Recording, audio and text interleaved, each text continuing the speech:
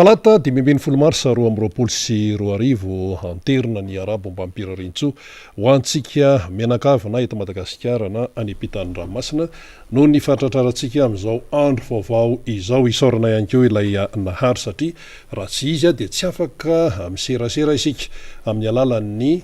sary sy ny feo zany ao anatin'izany miara-manonja MPS Radio Mada izany. Mazava loatra arahanao amin'ny Radio Mada ity fandaran'ity, arahanao amin'ny fahitalavitra MPS ihany koa, arahanao amin'ny alalan'ny onjapeo MPS, ny toerana rehetra izay misy MPS manerana any Madagasikara dia afaka manaraka an'izany, ary eo ihany koa zany amin'ny alalan'ny YouTube, amin'ny alalan'ny Facebook sy ny tambazotra tserasera izay mampita an'izany ahafahantsika indrindrindrindra any ampitany ranomasina manaraka nyity fandarana ity. Izay no laha tompolasy tompo vavy fa ny fandarantsika moa dia mazava loatra hitondrana fanazavana sy famakafakana sy tati-baovao ihany koa amin'ny fiainam-pirenena, amin'ny fiainan'ny malagasy, ny zavatra miseho eto Madagasikara izay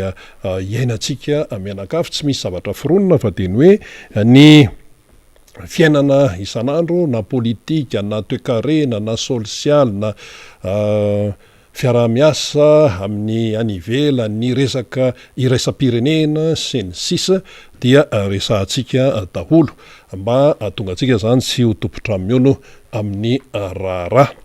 Ankoatran'ny izay ihany koa dia eo ny resaka ifanaovana amin'ireo mpisehatra zany atao amin'ny miara-manonja MPS Radio Mada, mbola ho avy eo moa izy ireo satria mbola misy ny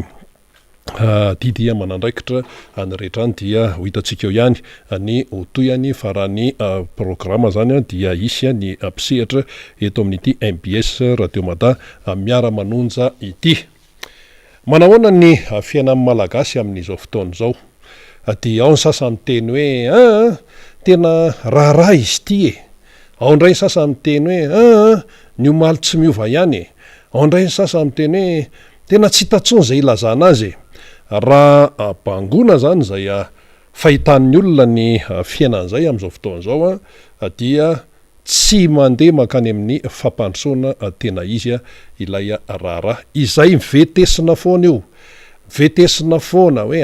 tena misy programa nasa tena tsara tare mihitsy ahafahan'ny Madagasikara mirosany amin'ny tena fampandrosoana, misy lamina matipaika hoentin'ny mpitondra zany mitarika ny malagasy makany amin'ny fampandrosoana. Dia ankoatr'izay dia izay fitondrana fandimby teo alohany ity fitondrana ity dia nikanina lazaina fa hoe tsy namokatra ny teo aloha hatrany amin'ny 7 tany lazaina fa tsy namokatra, nandeha indray ny tateo aorianan'izay lazaina fa tsy namokatra, ka raha lazaina hoe tsy namokatra zany ny fitondrana teo aloha dia nanantena ny be sy maro hoe izao fitondrana izao efa 3 taona mahery no teo amin'ny fitantanana Madagasikara ity fitondrana ity zany no hoe amokatra inona moa ny tiana lazaina amin'izany, zany hoe mamokatra makany amin'ny fampandrosoana, metsara ny fari-piainan'ny malagasy, zay aloha ny voalohany indrindra, metsara ny fari-piainan'ny malagasy, izay no tadiavina ary zay no tadiavin'ny rehetrarehetra, dia mihinan-kanina ihany koa ny malagasy dia mandeha ny fampandrosoana toe-karena sy ny sosialy. Inona nefa ny teo fa dia voamaika ny sahirana ilay malagasy zany, ary tena hoe fahasairanana foibe io tena fao be, tena hoe na inona resahanao zany dia fahasairanana, dia fitarainana, dia fangiry firiana, dia zavatra misafotofoto no iainana amin'ny fiainana isan'andro io mihitsy io, ary ao anatin'izany koa moa no hoe tena efa tsy zakan'ny aina zany ilay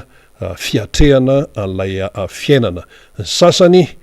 amin'ny 10 alina, amin'ny 12 alina, amin'ny 12 alina vao matory dia mifo amin'ny 2 maraina na misy mifo ary amin'ny 2 maraina reo le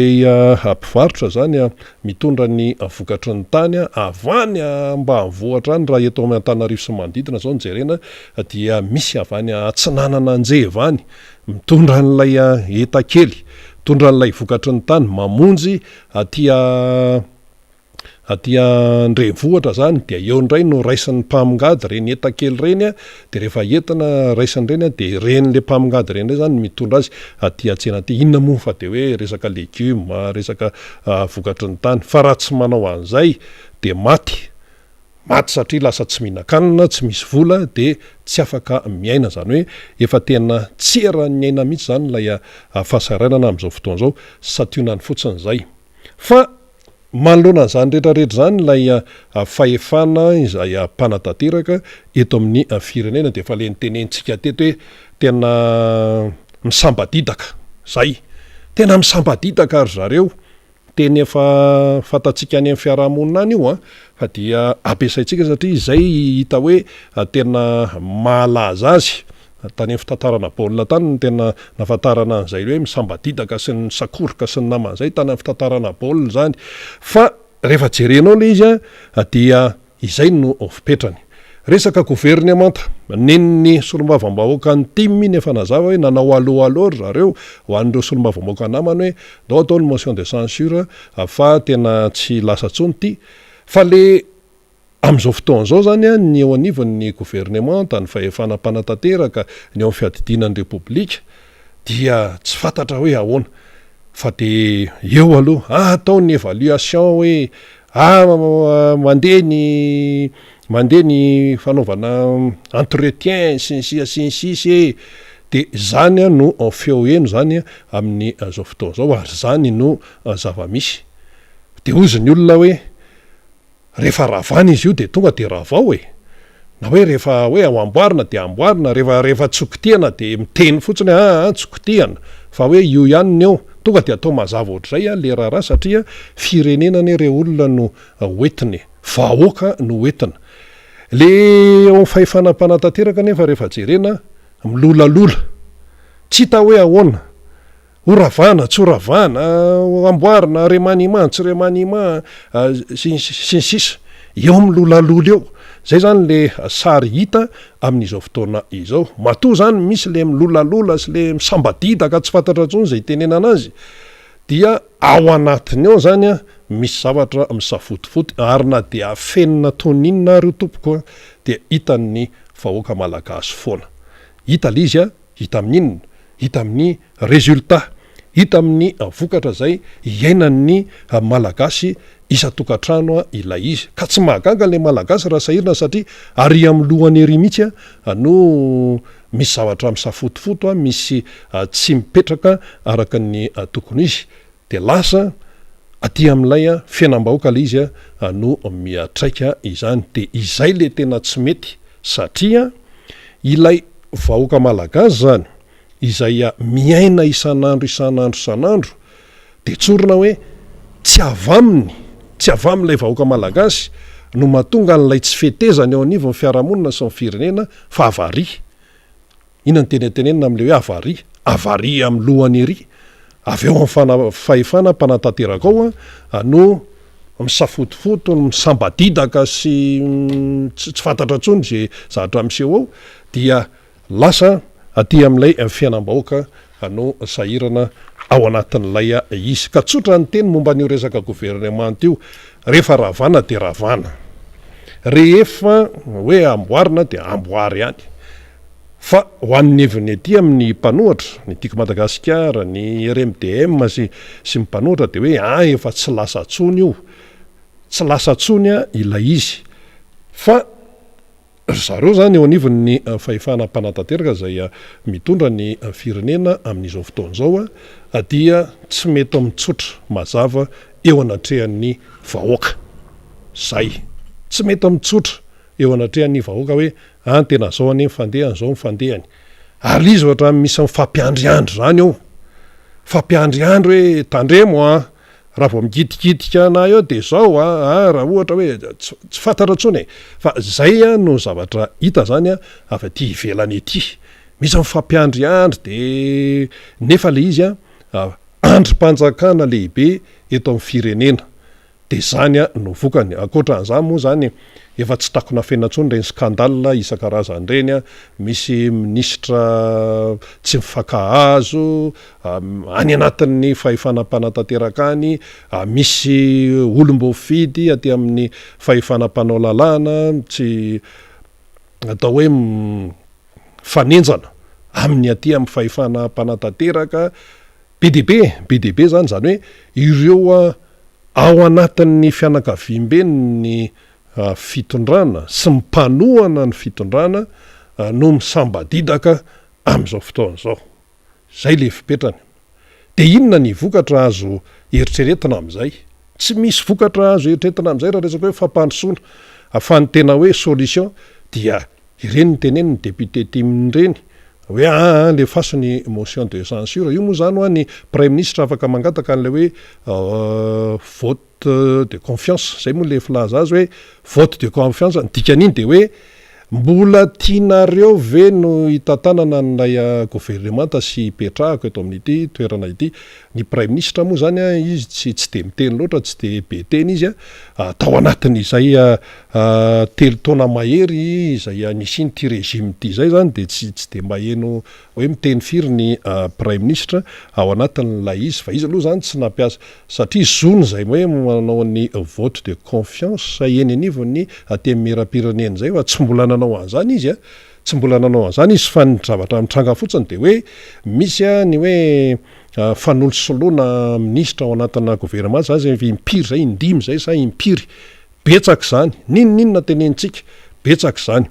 ary ity le resaka hoe anaovana évaluation ny ministre dikany hoe évaluation zany raha tsorina de hoe tsaraina zany tsaraina amin'ny asa nataony zany ilay ministra hoe inona ny vitany inona ny tsy vitany zao anefa le resaka hoe évaluation io de fahitany be sy maro azy zany de ohatrany hoe resaka lefa fotsiny resaka évaluation ahoana ndray no atao eo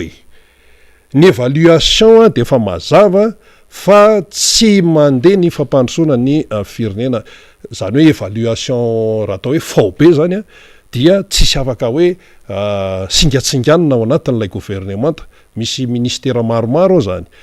fa tsy hoe ministera anankiray ihany na ministera anankiroa ihany no voakitika zany fa rehefa anao évaluation zany de évaluation tonga de mahafoka be ny ministera iray manontolo. Ka inona indray ny évaluation atao eo manoloana an'ity hoe moins 7% ny fiakaran'ny ari-karena. Inona indray ny évaluation ankoatran'izany? Inona indray ny évaluation atao eo amin'ny ity resaka fidanga vidim-piainana ity, évaluation inona indray? Nefa ilay fiainana isan'andro san'andro ny tsarana ny mpitondra, inona indray ny évaluation eo amin'ity resaka hoe malagasy tsy mihinan-kanina nona ity. Io zany zao de miteny ny eo anivon'ny fanjakana amerikanina hoe efa mahatratratra any amin'ny ray tapitrisa mahery any anie ny olona tratran'ny tsy fanjary-tsakafo amin'izao fotoana zao any amin'ny faritra atsimon'ny Madagasikara. Ny amerikanina moa de manana ny fomba fiasany izy eo zany ny USAID zamandrarany ny fitondrana amerikanina amin'ny resaka fampandrosoana zany ny USAID efa hatrany amin'ny taona 5.24 ny amerikanina no nandray anjara zany tamin'ny hoe zay afaka napiana aloha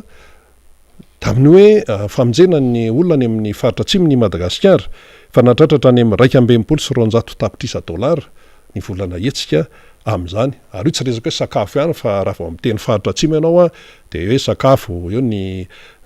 resaka rano sy ny sisa rehefa hoe ahafahan'ny olombelona miaina de tafiditra ao ny resaka fambolena sy ny sisa tafiditra ao daholo. Ny amerikanina tena miteny an'izany izy. De zao misy manampaizana ihany koa tale eo anivon'ny sabadrarany banky iraisam-pirenena tonga taty Madagasikara mijery hoe ahoana sy ahoana ny tena fandehany ity kere any amin'ny faritra atsimo ity. Zany no zavatra mitranga ny any ivelany zany mahita an'ilay izy ary mahita hoe tsy mandeha ny raharaha-pirenena ko hoe évaluation ahoana.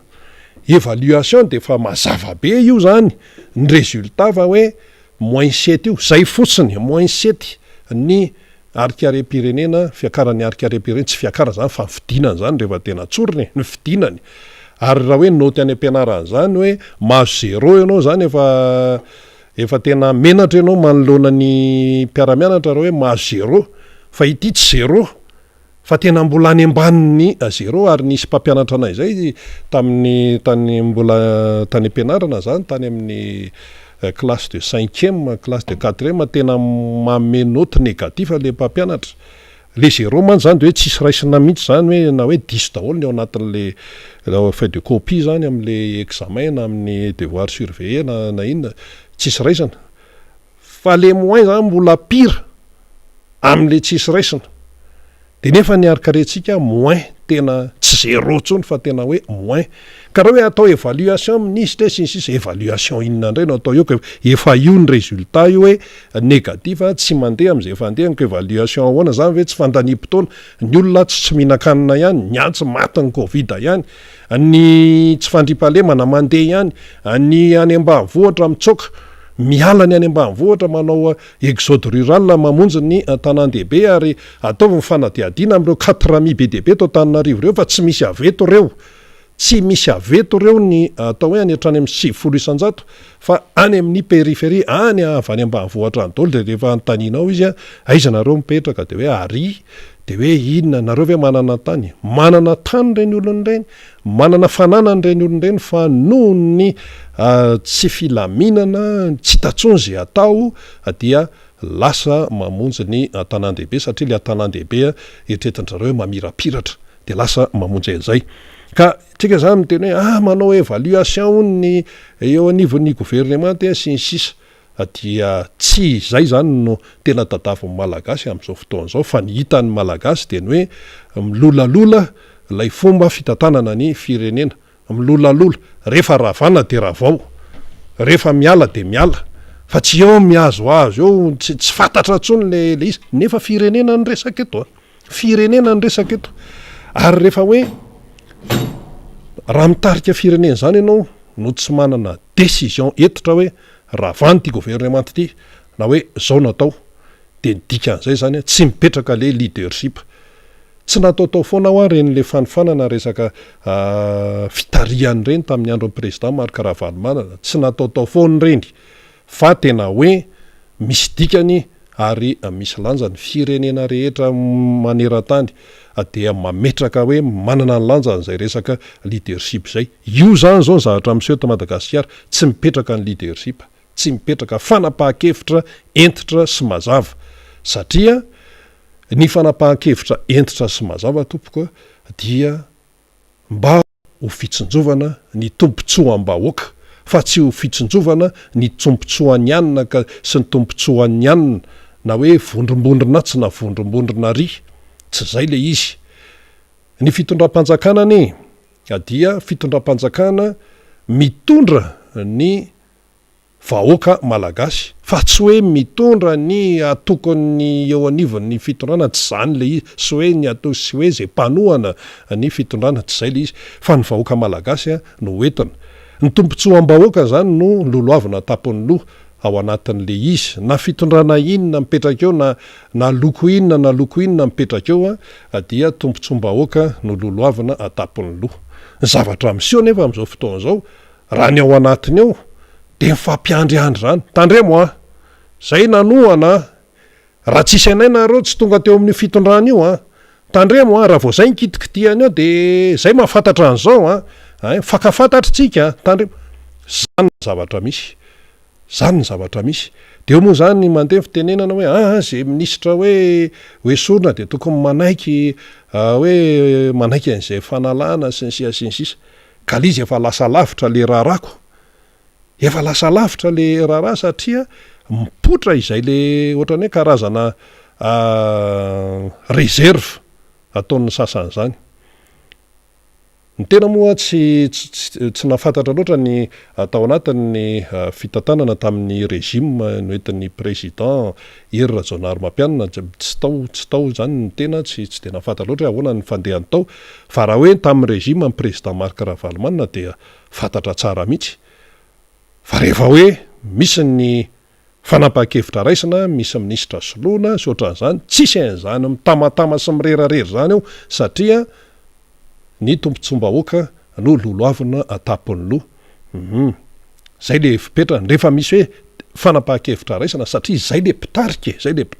de tonga de mipetraka mazava tsara amin'ny fotoana izay ilana azy tsy misy mitamatama tsy misy mirerarera tsy misy milolalola tsy misy miraikiraiky tsy haiko tsony zay voambolana azo ilazana an'izany tam'izany zany fa ity zany hitanao ohatra misy miraikiraiky mitranga miemitra tsy fantatra hoe ahoana tsy rehefa ravana io any io de ravana rehefa tsy ravana de tenena tsy ravana fa zao ny antony de mazava amin'ny olona le izy ny tiako Madagasikara iny ny deputera-ka nambara teo mazava tsara ny fanapahan-kevitra ry zareo zany ny azoko moa fahefana omeny ny lalàna amin'ny hoe antsoloana ataony teo hoe aloha ny amin'ny hoe atao motion de censure fa tsy tokony ho tonga amin'izany akory ary le izy raha ohatra ka matsapa tena ilay eo anivon'ny fahefanam-panatanteraka amin'izao fotoana zao hoe tena tsy lasy ty zavatra ty fa de alao mametraka fialana zany zay le atao hoe fahendrena fa tsy zay zany no mipotra nde arytsika ka ohatra anankiray ohatra zany hoe atao évaluation ny eo amin'ny ministera misahana ny fizahantany de raha miresaka zany hoe fizahantany de betsaka mieritreritra hoe fizahantany zany misy ministra ao misy mpiaramiasa aminy ao sensisa misy sampana any amin'ny faritra manerana ny nosy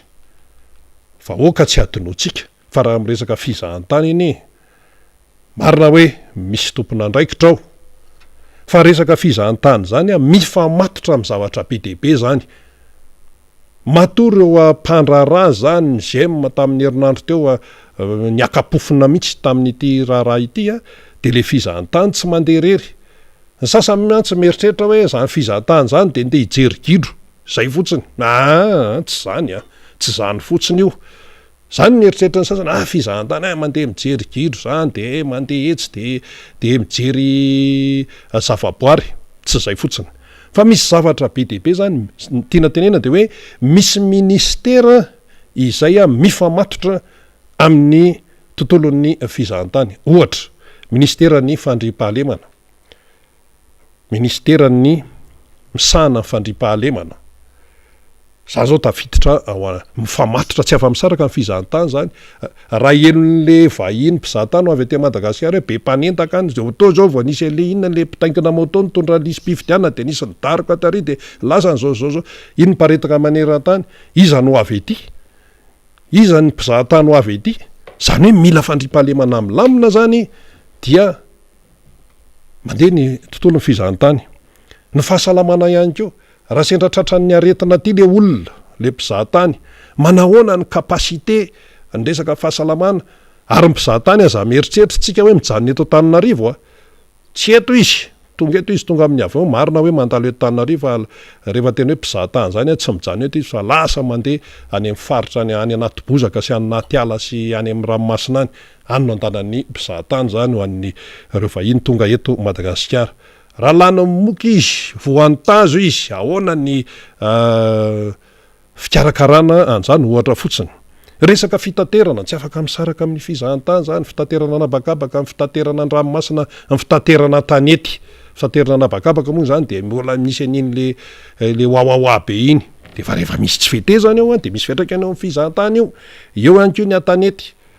ratsy be ny lalana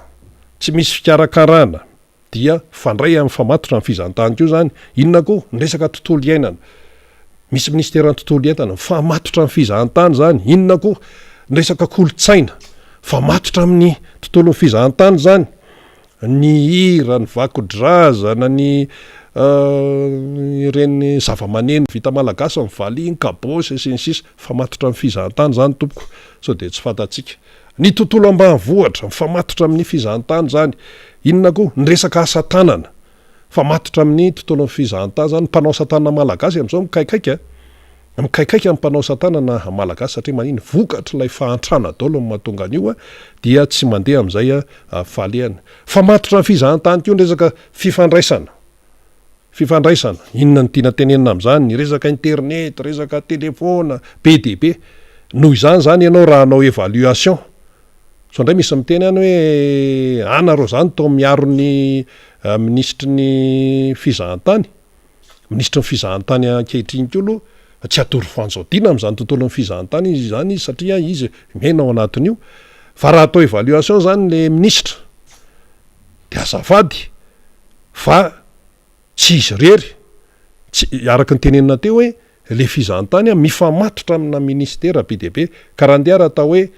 marisarisa ny fizahantany am'izao fotoana zao misy antony be dabe ao misy antony be dabe ao de anisan'izany reo nytonontonontsika reo eto amintsika tsy misy fandripahalemana mipetraka tsarako izy ampizahatano avy ety tratra mipangary-paosy sy mpisamma ty izy de ahoana ary efa nisy ary maro ny vazaha tratra mpisamma tao analakely tao fa tena niodikodina mihitsy sahira ny apanapana very ny passeport very ny karapanondro very ny devise very makary makatsy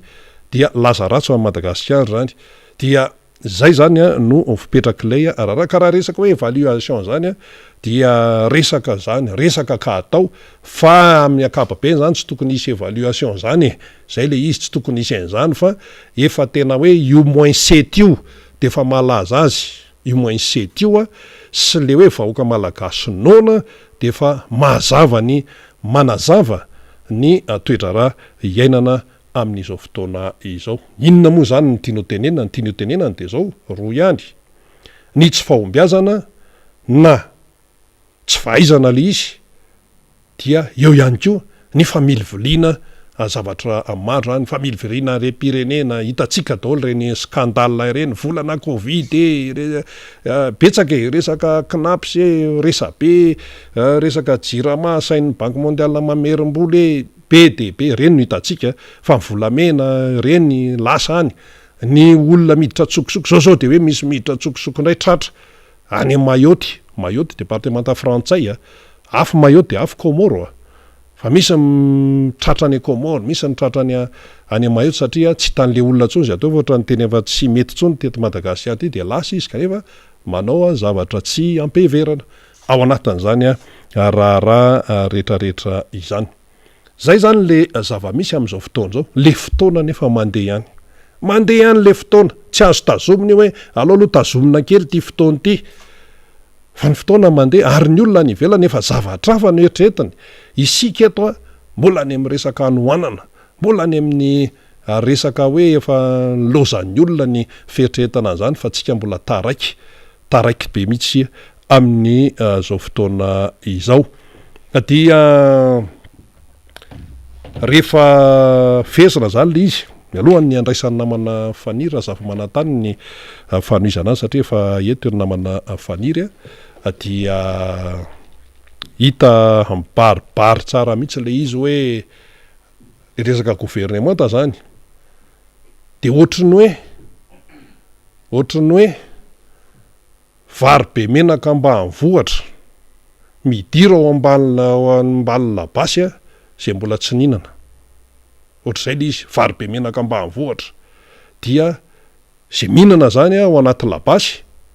de zay voky de miala de zay tsy ninana miditra indray zao mbola tsy fotoana vary be menaka fa any amin'ny septambra any zany le ohatrohatr'izany zany le zavatra am'izao ary le ao anaty labasy efa minana de misy sasatsasany tsy mety mivoaka na de efa voky raha fa maninina efa mandresatra ny sasany fa manina miandry an'ilay taipiraka iny mantsy le tena matsiro iny zay tambola kely zany rehefa le zarana sakafo zany eo daholo ny ankizy rehefa le grande vacances zany de hoe de maro zany ny ankizy ao anatin'ny fianakaviana ihany de hoe manao vacances ary de zarain'ny olon-dehibe zany milahatra eo ny vilia de zaraina de sasany zany tonga de teny ana le taipiraka efa nahazo ny anjarany daholo de mbola misy ihany atsy miteny hoe le tandremo fa anay le kokakokany ana le taipiraka de eo de mody milangolango amin'ny neny zany mizara le sakafo de eo de mody manao milangolango ao le sasany zany ao anatin'le akizy le zarana le sakafo le loka efa mitovy efa samy manany azy dia ao zany mbola misy milangolango any tsy de hoe ana le taipiraka iny fa iny tena matsiro iny na le kokany le kokambilany io ohatran'izay zany ny zavatra miaina tamin'ny fahazazana moa zany a ary na ny olon-dehibe raha mbola misy manao an'izany miandry an'le taipiraka iedivana mihitsy n'le kokakokambilany io indrindrandrindra moa hoe raha vao resaka hoe hena ritra na trondro na ohatran'izany fa matsiro be mantsy eo amin'le kokakokambilany io de ohatrohatran'izany le zavatra miseho amin'izao fotoana zao misy tsy te hiala mihitsy ao fa mbola miandryandry eo aloha sitra ny aika ka zao ohatran'izao de raha jerena zany lay le hoe endriky le gouvernemanta hoe efa indimy sa impiry anonoko tiana asona anao de misy ampidirina aneo de miala anao de misy ampidirina de lasa ohatran'izany le fahitan'ny be somaro amin'izy atram'izao zany de tsy hita hoe mandeha makaisy ty raha ty eny fa na de hoe ny maronisa eo anivony ny anteny meram-pirenena raha ny solombavambahoaka maronisa eo anivony ny anteny meram-pirenena de fa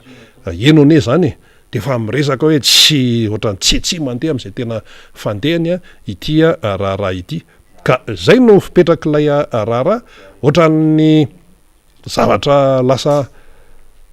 maivana ohatran'izany nieritreretany sasany azy kanefa tena zava-dehibe zany ary araka ny tenenina namana faniry hoe efa misy mandrezatra ny sasany mbola tsy eo ihany de lasa ohatran'izany le izy lasa ohatran'izay no fipetrak'ilay raharaha mbola misy zavatra tiana ho tenena namana faniry fa aleo aloha mekonao ny fitenenana indray miarabanao aloha dia manakambara ihany keo anao zany momba n'ity raha ity satria tena sahirana le vahoaka malagasy amin'izao fotoana zao ny any ambony ihany koa de io izy io miaraban'irena miaraban'ny teknisianna miarabantsika rehetra zay manaraka ny fandarina mandelona izao tontolo zao rehefa miteny izao tontolo zao zany dia ny any ampitan-dranomasina de ny eto Madagasikara mavesatra de mavesatra mihitsy ny zay aloha hevitra netindrina zay ny amin'ny hoe tena latsaka le firenena ary rehefa latsaka le firenena de milatsaka miaraka am'izay ihany koa le vahoaka zany de tsy malala menatra tony le fitondram-panjakana fa raha mpianatra tsy mahay mahazo an'le hoe 0/20 de mahamenatra zany ho an'ny mpianatra tsy mahay fa raha ho an'ny fitondram-panjakana zany dia voamaika ary zany irery ihany ny amin'ny hoe mbola ampitombony manda zay ary mbola andresy any amin'ny premier tour zay satria mieritreritra izy fa batona azo entina am'izay tiany hitondrana azy le vahoaka malagasy ny androandroany rina ho antsika mpijery ho antsika mpanaraka dia andro iraisam-pirenena ho an'ny zonim-panjifa ny androany ny 15 mars zany rehefa isa taona de io le hoe journée internationale des droits de consommateur zany na andro iraisam-pirenena ho an'ny zonim-panjifa tsara ihany mampafantatra an'izay andro iraisam-pirenena zay satria isika rehetra io dia mpanjifa avokoa ny atao hoe mpanjifa de izay manjifa ny vokatra rehetra zay mitobaka eny amin'ny sehatra misy azy ka mandray izany tsy nitsena ihany fa manjifa avao manjifa hevitra sy izay manjifa eny anivon'ireo sehatra zay hamokarana asa samihafa zany de izy io tany amin'ny taona 3,7 tano no nanomboka nakalazaina izany andro iraisam-pirenena ho an'ny zonim-panjifa izany fa taty amin'ny taona 2,7 taty nanomboka nanandratra izay ny teny izany ary nanomboka nikitikitika an'izany JFK izy moa le JFK rina de fantatry ny mpanaraka film tsara mihitsy zany John Federal Kennedy flo amerikanina izany de nanao kabary mezinezina izy tam'izay de teo ny nanambarany am'ilay zo fototra efatra zany iorenany fanjifana ka le fanjifana tam'izay mbola fanjifana am'ilay fanjifana zay vahoaka zany zay miaina am'le fiainana araka ny tokony izy ka mba manana an'le zo zay nedivana tam'izany fotoana zany satria ny tena nanana olana tam'izany de zareo amerikanina mainty zany reo le mpitseomponenana na le niady de tonga ny oromponenana tany Amerika zany de napetraka JFK tam'izany ary teo manko le olana tam'izany satria hoe namevahana ny mainty hoditra i Kennedy de anisan'ilay antony fa marobe moa ny antony zany zay namonoana ny Kennedy satria misy zavatra hafa ivelan'izany ny association secrète ho an'ny Amerikana sy ny karazana zany iny tsy idirantsika iny fa le zo fototra efatra zany resahan'ny Kennedy tamin'ny 15 mars 2017 de hoe ny hoe droit à la sécurité zany zo mba hanana filaminana zany dia droit à l'information zo hanana vaovao de napetrany koa le droit de choisir zany zo hanana safidy ary ny droit d'être entendu na hoe zo mba hoenoina zany reo zany tena napetraka tsara mihitsy hoe fototra iaingany zany zo iorena ny fanjifana izany satria raha ohatra ka tsy milamina raha ohatra ka tsy mahazo vaovao ara-dalàna ary raha tsy manana zay safidy zay sy mba hoenona zany ny olombelona tsirairay avy dia sarotra zany ny anana amin'ny fanjifana milamina zany zay hiteraka fahasoavana azy sy hiteraka ihany koa zay filaminana eo an'ny tokantrano sy ny fianakaviany zany de reny moa misy fifamatorana sy misy fifandraisany daholo tam'le droit universel ny droit de l'homme zany ary tsika malagasy na i Madagasikara de nanao sinian'izany dia reny rehetrarehetra am'izay no nitoy de rehefa nandeha ny fivoriana maro samihafa taty aoriana dia noraisina zany le 15 mars zany tamin'ny taona 3 no hoe ndao ho atao andro iraisam-pirenena ho an'ny zon'ny mpanjifa io andro ny 15 mars io de isika zany ho an'ny eto Madagasikara de mametraka mazava tsara mihitsy ny amina hoe mpanjifa isika ary tena mpanjifa tena mitrosona amin'ny tany mifahafankihoany fa mpanjifa tena fanina tsy mahita zay ho arapaka mihitsy ary tena hoe miaina amin'ny zavatra tena tsy niainana hatramin'izay noho izao endriky ny fitantanana sy ny fitondrana ny firenena ataony ny fitondram-panjakana izao de isorana aloha misy reo mpiarony zon'ny mpanjifa zay manao ny ezaka ny asa zay tandrify azy de mitolona mijoro ary miezaka mihitsy mampita amin'ny mpiarabelona ny hoe zao zavatra iainantsika izao nge no antom-pijoroanay zao zavatra andalovantsika izao no antony fisiny zany zon'ny mpanjifa zany iray am'ireny mba miezaka manao zay mety reny ny PMS na mpanjifa am'rahina zay tarehandry Iandry Razafindralambo zany de horesantsika vetivety aloha satria nisy fotoana zay nanaovan'ny MBS fanadiadina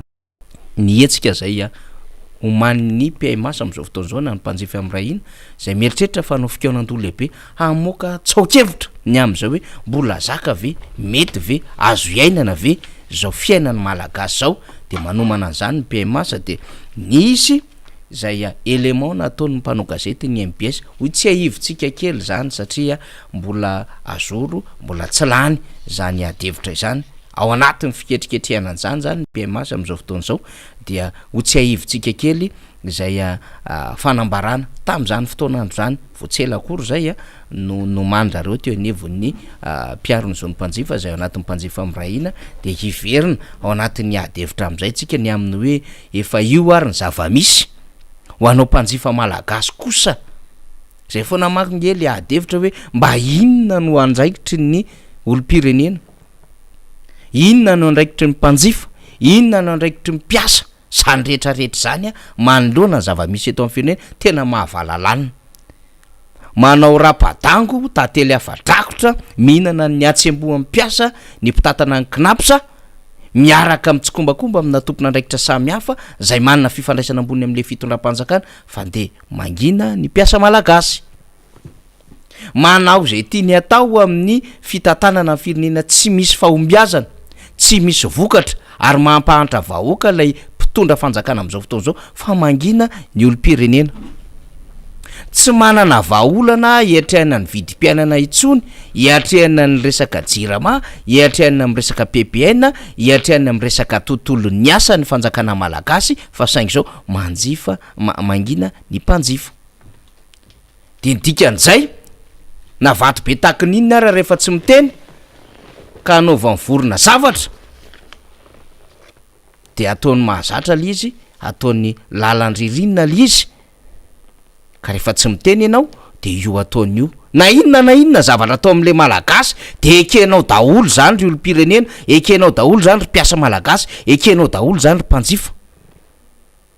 Fa zay le tenentsika solofa mbola misy ihany olo-pirenena tonga saina, mpanjifa tonga saina, mpiaro ny mpanjifa tonga saina sy ny mpanao politika, ny mpanohatra tonga saina, miezaka manofa reo rafim-pisainana zay tery ao anatin'izay hoe fitaorana ny fitondram-panjakana zay. De miezaka rehetra ataontsika amin'izao fotoana zao. De jerevantsika ary aloha zay fanadihadiana nataony mpanongasetany MBS zay. Amin'ny ankapobeny nambarany teo anivy ny mpanjifa mirahina na ny PMH fa nahafapo azy ireo tanteraka ny fiainana sy ny fivoriana tamin'ireo herovelona teto amin'ny firenena mikasika ny fijerem-baolana amin'ny fidangan'ny vidim-pianana ka anisan'izany ny firesahana tamin'ny filohan'ny rodiben'ny mpanohitra eto Madagasikara Marc Ravalomanana. Mbola tsy rototra sy toa manao be marenina mikasika izay fiainana fitadiavam-baolana izay kosa ny filoham-pirenena raha ny voalazan'izy ireo hatrany. Tsy miova fa tokana ihany ho ny filohan'ity fikambanana ity ny tanjona dia nitsinjovana ny vahoaka malagasy amin'ny fahasahirana nateraky ny fiakaran'ny vidim-pianana saika ho isan'andro. Tanteraka soamatsara ny fiaonanay tamin'ny herovelona rehetrarehetra. Anisan'izany ny filohan'ny rodibe amin'ny mpanohatra Andriamatoa Marc Ravalomanana. Teo ihany koa ny fiaonana tamin'ny groupe Panorama ary ny FFKM. Nipetraka soamatsara izy ireo ary namne ny sosikevitra ny ihany koa amin'ny mahampanjifa azy. Indrindrandrindra ny zavatra nanetsi-po anay mpiaro-ny zomim-panjifa PMH dia ny hoe mipetraka amin'ny maharay aman-dreny anazy ireo ray aman-dreny ara-politika ireo. Eo natrehan'izay zavatra zay nefa dia gaga ihany ny tena satria tsy namaly ny antso ny filoham-pirenena amin'izao fotoana izao. Mandretra-panontaniana zany zay hoe zava-dehibe sa tsy zava-dehibe amin'izao fitondrana zao ny fanomezana ny atao hoe sosikevitra sy vahaolana satria tafiditra ao anatin'ny adidy sy andraikitra mpiaro ny zomim-panjifa PMH ny fanomezana n'izany atao hoe sosikevitra. Firenena raha manana ity ary ny tombontsoa ny mpanjifa zay efa hita amin'izao fotoana izao fa efa ho faty ny amin'ny fiakaran'ny vidim-piainana, ny amin'ny tsy fisian'ny asa, amin'ny tsy fisian'ny tsy fampin'ny karama no misy eto tamin'ny Repoblika Madagasikara. Tsy mijanona treo fa mitoy ny hetsika iarovana ny zon'ny mpanjifa. Fikianan-doha lehibe indray no dingana manaraka anohizana izany araka ny nambarany teo anivon'ny PMH hatrany. Tsy mbola voafaritra saingy fantatra tsara kosa ny toerana sy ny fotoana natanterahana ity fikianan-doha ity. Misy atoato ny fikianan-doha ny mpanjifa. Ny zavatra mampametraka fanontaniana aminay nefa dia mbola eo ny sakatsakana zay apetraka. Ekenina fa misy ny aretina kanefa kosa ao kare tompoko mba lay ataontsika hoe tombontsoa amin'ny mpanjifa no jerena satria io fikianan-doha amin'ny mpanjifa io dia zava-dehibe loatra tafiditra ao anatin'ny zo fototra ny mpanjifa artikla 4 ny fiainoana ny makarary azy eny hatramin'ny etaetany aza. Angoatra ireo voalaza nambarany teo anivon'ny mpiaro-ny zon'ny mpanjifa ihany koa fa tokony ny fanohanana ny tantsaha sy ny fanampiana ny tohadrano no himasony ny fitondram-panjakana fa tsy ny fanafarana vary avy any ivelany. Torak'izay ihany koa ny amin'ny lafin'ny PPN satria famonoana ny fandrarana ny orinasa eto amintsika izany. No mafiziny farany toy izao fomba fitantanan'ny mpitondra ny firenena izao dia ina isy fipoahana krizy ara-tsosialy, ara-politika ary ara-ekonomika eto Madagasikara. Ninitsika naverina nalefa iny hevitry ny PMH iny satria raha ny vaovao fantatra zany de hoe ao anatin'ny fanomanana zay fikianan-doha mpanjifa zay ary tsy ho ela intsony ny PMH de io fikianan-doha lehibe io zany no efa hanaovan'izy ireo fifanantonana am'ireo fikambanana olo-pirenena am'ireo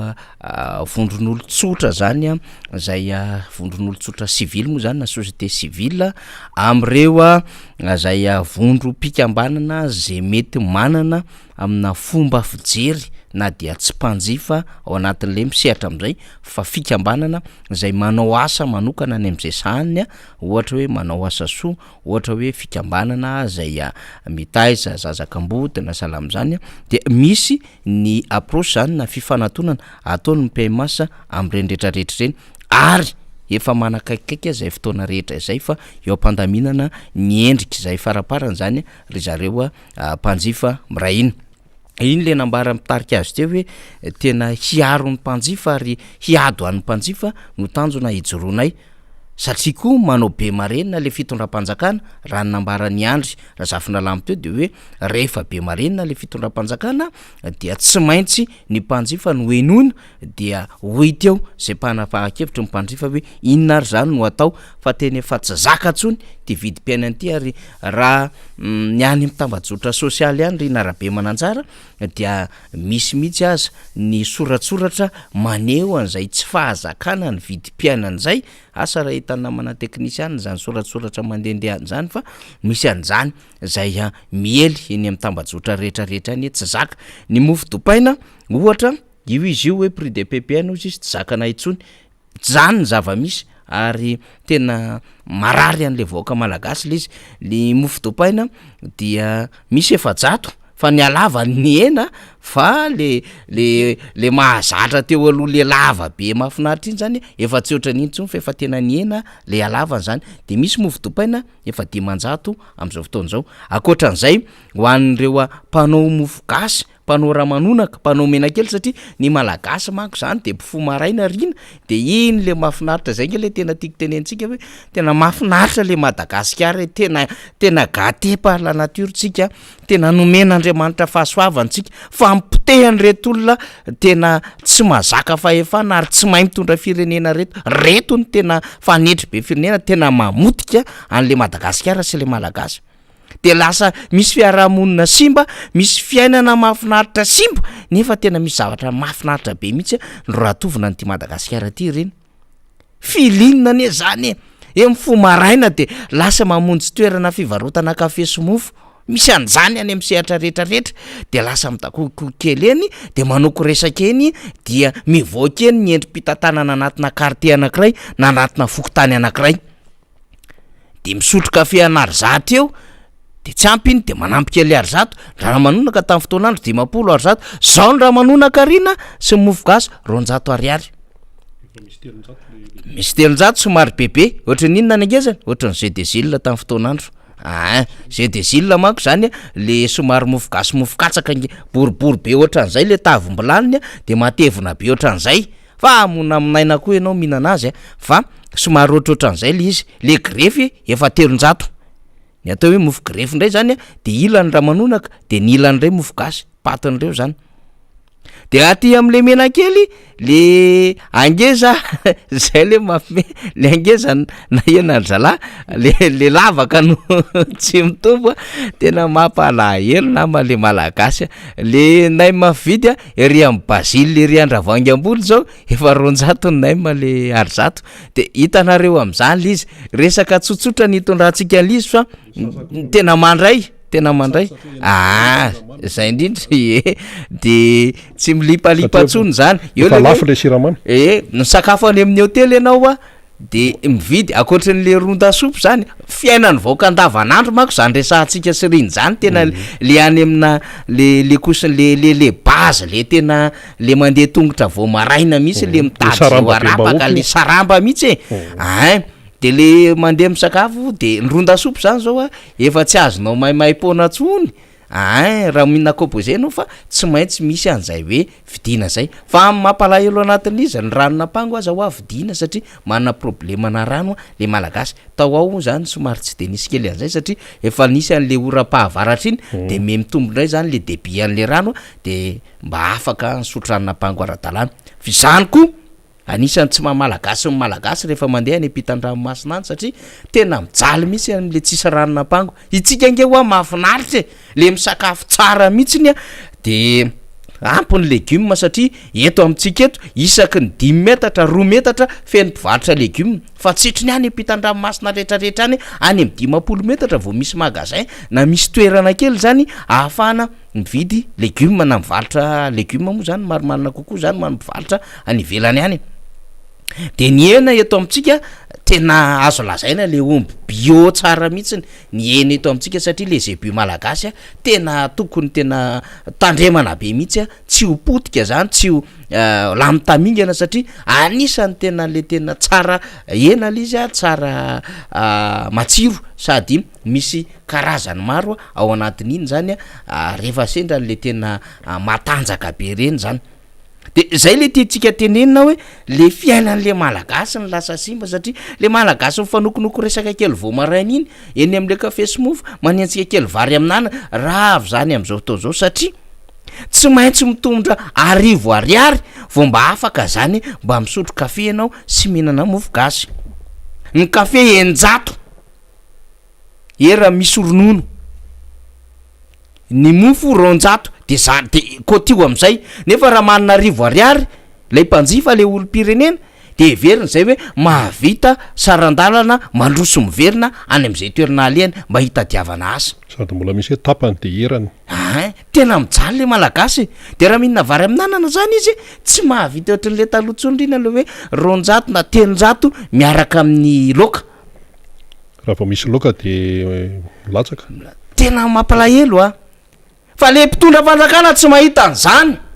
Latsaka ny abetsany. Raha vao misy loka fa raha vao misy loka. Ny anana ary saina ny isany zara fa misy potinanana folo am'le vary amin'anana.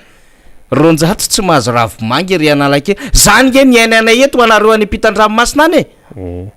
kitotom-pitantanana vokatra le tsy mahaiza mitondra vokatra le tena hoe tsy fieritreretana an'le vahoaka sy le fandrotson'le firenena de ohatra zany mety eo minimum mampimezany zavatra resantsika zany fa zay mihitsy ny zavatra iainany eto zany. Saka ihany tsy vidina fa tonga de mandoatra. Fa zao rehefa mandinika anao mandeha mijery an'le olona eny amin'ny lalana tena zany tena mampalahelo le malagasy mandeha mivoaka izy tsy fantatro direction eo aiza de tonga amin'ny Irandravelo Jean Baptiste eo vao maneno koa de Irangafa miomakomana azondray an'io nahita asa ivelomana Irandravelo Jean Baptiste any zany samy natsiaro an'izany daholo tsika mahafinaritra iny mitomany mihitsy eny anao rehefa any ampitan-dranomasina manao mission de maheno an'ireny hira reny na maheno ny hirany Gabiratsito na maheno hirany Nalirakotofilinga na salam'izany Razilina satria le tena culture sy le tena sotoavina sy le mahamalagasy anao mihitsy ny ainanao tena any anaty raha tena hoe malahelo manina moa zany tena iainany fanahanao mihitsy le izy fa potehan'le mpitondra ho averintsika foana le izy potehan'le mpitondra mihitsy le izy tsisy rara iny an'izany tsisy zavatra tena hoe atsapany ho zava-dehibe an'izany d'ailleurs ny akamaroan'izy ireo tany ampitan-dranomasina tany daholo ny fiainany mbola kely de fa lasa tany na mipetraka teto ary resaka bling ny nahazatra azy de tsy fiainana any anazy raha tsy mivoaka ka tsy mamonjy coup d'état tsy fiainana anazy raha tsy mivoaka raha tsy mandeha amina anina ngezabe bistro ngezabe sy ny sisa fa misy malagasy mahay miaina an'le fiainana mahafinaritra any ambanivolo sy any misehatra rehetrarehetra misy azy any de manenjika an'iny zareo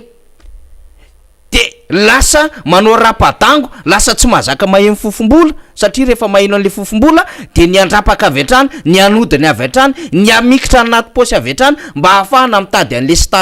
le standina zany ahafahana mametraka an'le confort ngezabe ny ainany zareo zay efa mahita an'le hoe mpanakarena vaovao am'izao zao nge tena misy mpanakarena vaovao tsy ampozinao mihitsy am'izao régime zao riny satria vaky balina le fanjakana ka inona ny tsy zavatra iainanao eto marché fictif inona ny tsy iainanao eto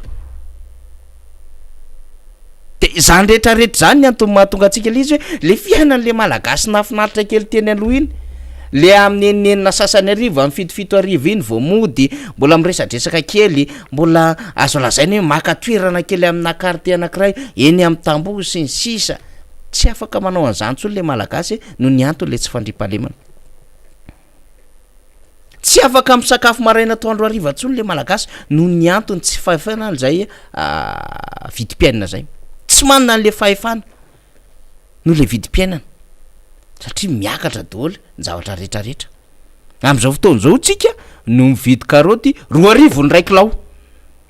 am'izao fotoan'izao tsika no mividy ovy 900 2 ny kilao. Fa tena tsy rara iny le fitondram-panjakana zany, satria rehefa nitondra izy rehefa azo le seza de tsy tsarony hoe tsika ty nge ka niantsena teny Andravoahangy taloha isika ty niantsena teny amin'ny petite vitesse isika ty niantsena teny Mahamasina isika ty niantsena teny amin'ny tsena Soamanatomba isika ty niantsena Namotany tsy tsarony tsony zany, fa ny veriny tsena de inona eny amin'ny Cora, eny amin'ny Jemboscor, eny amin'ny Supermaki,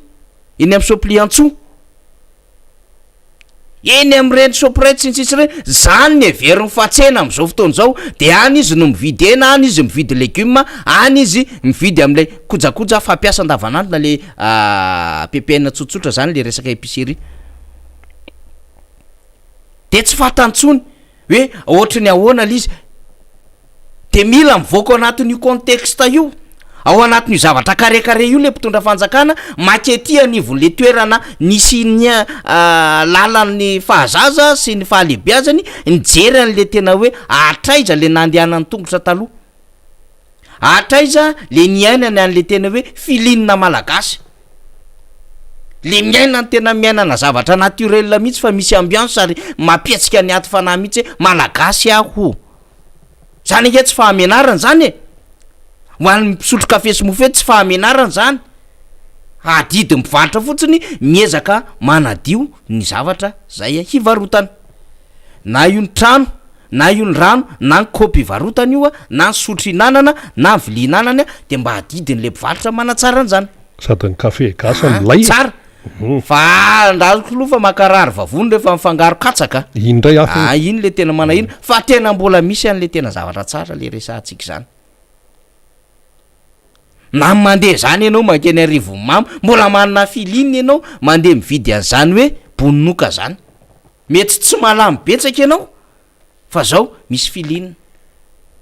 mandeha toerana kely ianao eny Ambato Miravavy misy katsaka izy fa tsy afaka manao an'izany tsony le malagasy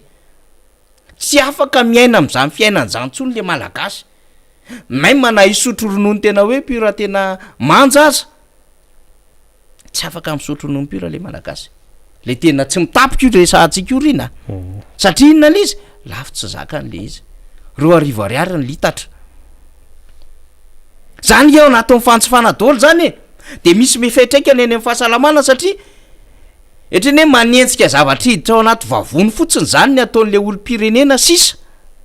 fa tsy mieritreritra hoe ara-pahasalamana ve ty sakafo ty, satria raha ny tokony izy tokony lanjalanjaina ny sakafo miditra amin'ny vatana, ny rano, ny legioma, ny hena, misy ara tsy mihinan-kena moa zany sasany fa tena legioma mibazeny amin'ny sakafony, ny voankazo de misy ko mihinan-kinapona lasa mihinany tsy fihinany de zao rangaha de mividy akondro 2 ny kilo, de ty momba anaovana antso avy any fa ny wagon zany avy any amin'ny commune fanasana any akaiky amin'ny Moramanga any zany de zao sy any any kaiky Brickaville koa mbola misy manana problème ohatran'izany koa ny any fitaterana ny akondro avy any anaty ala, fa aty amin'ny wagon ty akaiky amin'ny Moramanga ty moa resantsika tsy mety mitondra zany machine, ny antony zany de anjaranjalo mahita ny antony hoe inona le problème de lohany amin'ny toerana misy azy any satria tsy tafavoaka le vokatra le akondro, de tsy tonga ty amin'ny toerana zay isiany fantsifana de mividy akondro 900 ny kilao, 700 2 ariary ny kilo, akondro le mividitsika 200 dimapolo sy 200 ny kilao io le 300 400 500 zany ianao tonga de amin'ny arona tsara mihitsiny zany, zao ianao trisy mampalahelo be le fiainan'le malagasy,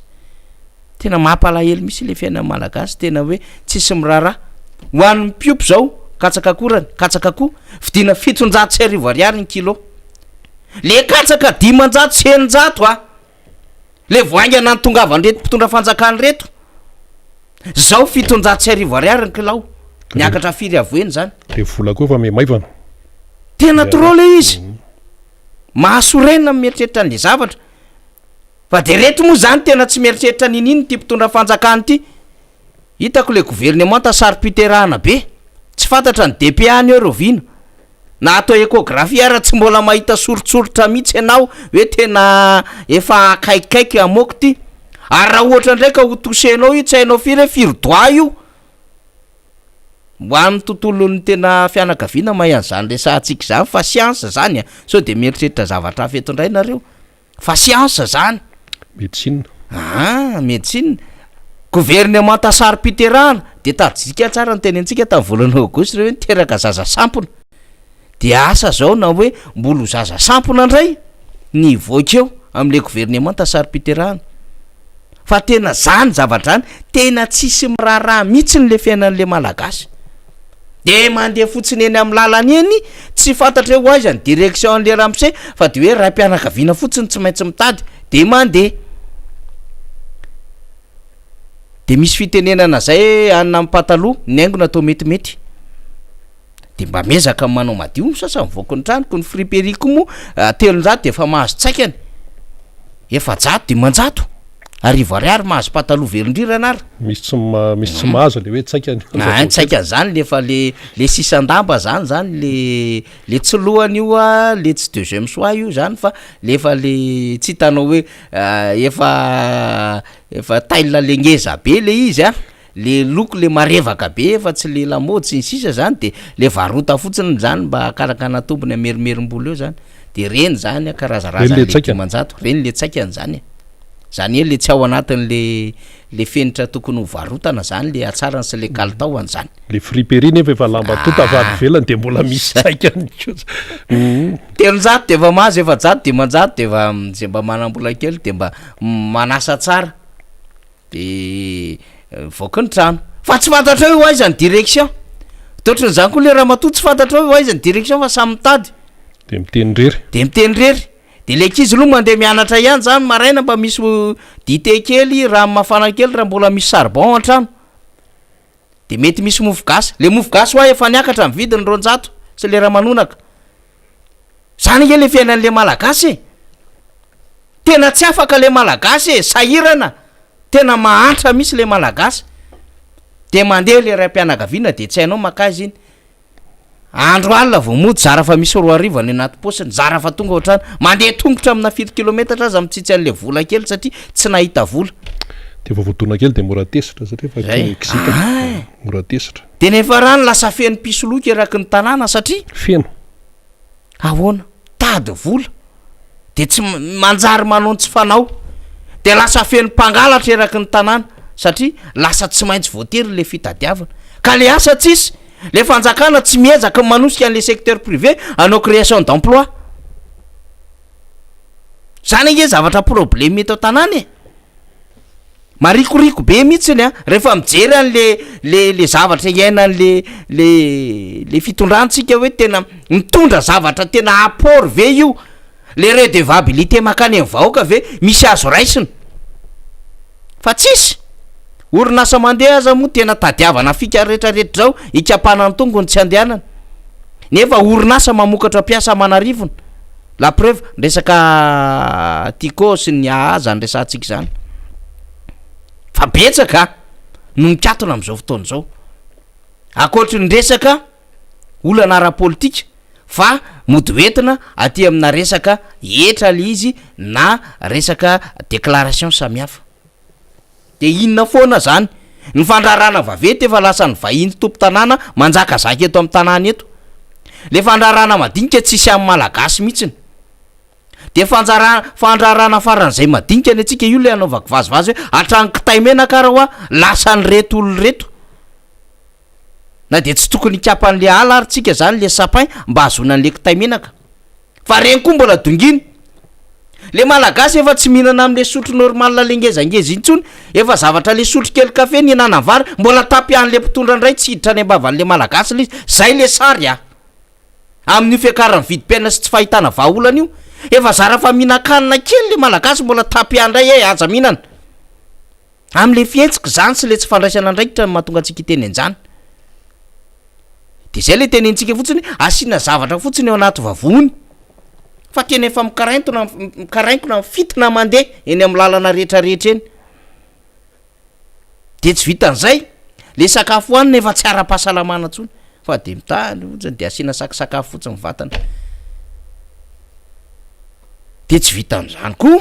tia ny tena zava-doza satria miasa saina de lasa mamoy fo akoatry ny sasany mamony tena akoatry ny sasany manaonao foana misoloko mangalatra de zay tsy manao an'izany teneniko zany ho an'ny vehivavy mivary tena ho an'ny lehilahy misotro toka zany tompoko ny zava-misy eto Madagasikara isan'ny fokarongony keo fokarongony de efa misy am sinify sy ny mitsindrona ndray fa lasa lavitra potika misy le fiarahamonina potika le fiarahamonina tena tsisy azo raisina mihitsy ny ahoana ary tena mampalahelo ny zavatra iain'ny eto Madagasikara fa io ianao ry olom-pirenena ny ataonao isan'andro mahita jira matapaka mahita facture midangana be de izy ianao mandreraka misy fa zao tsy problème tsy mihetsika ianao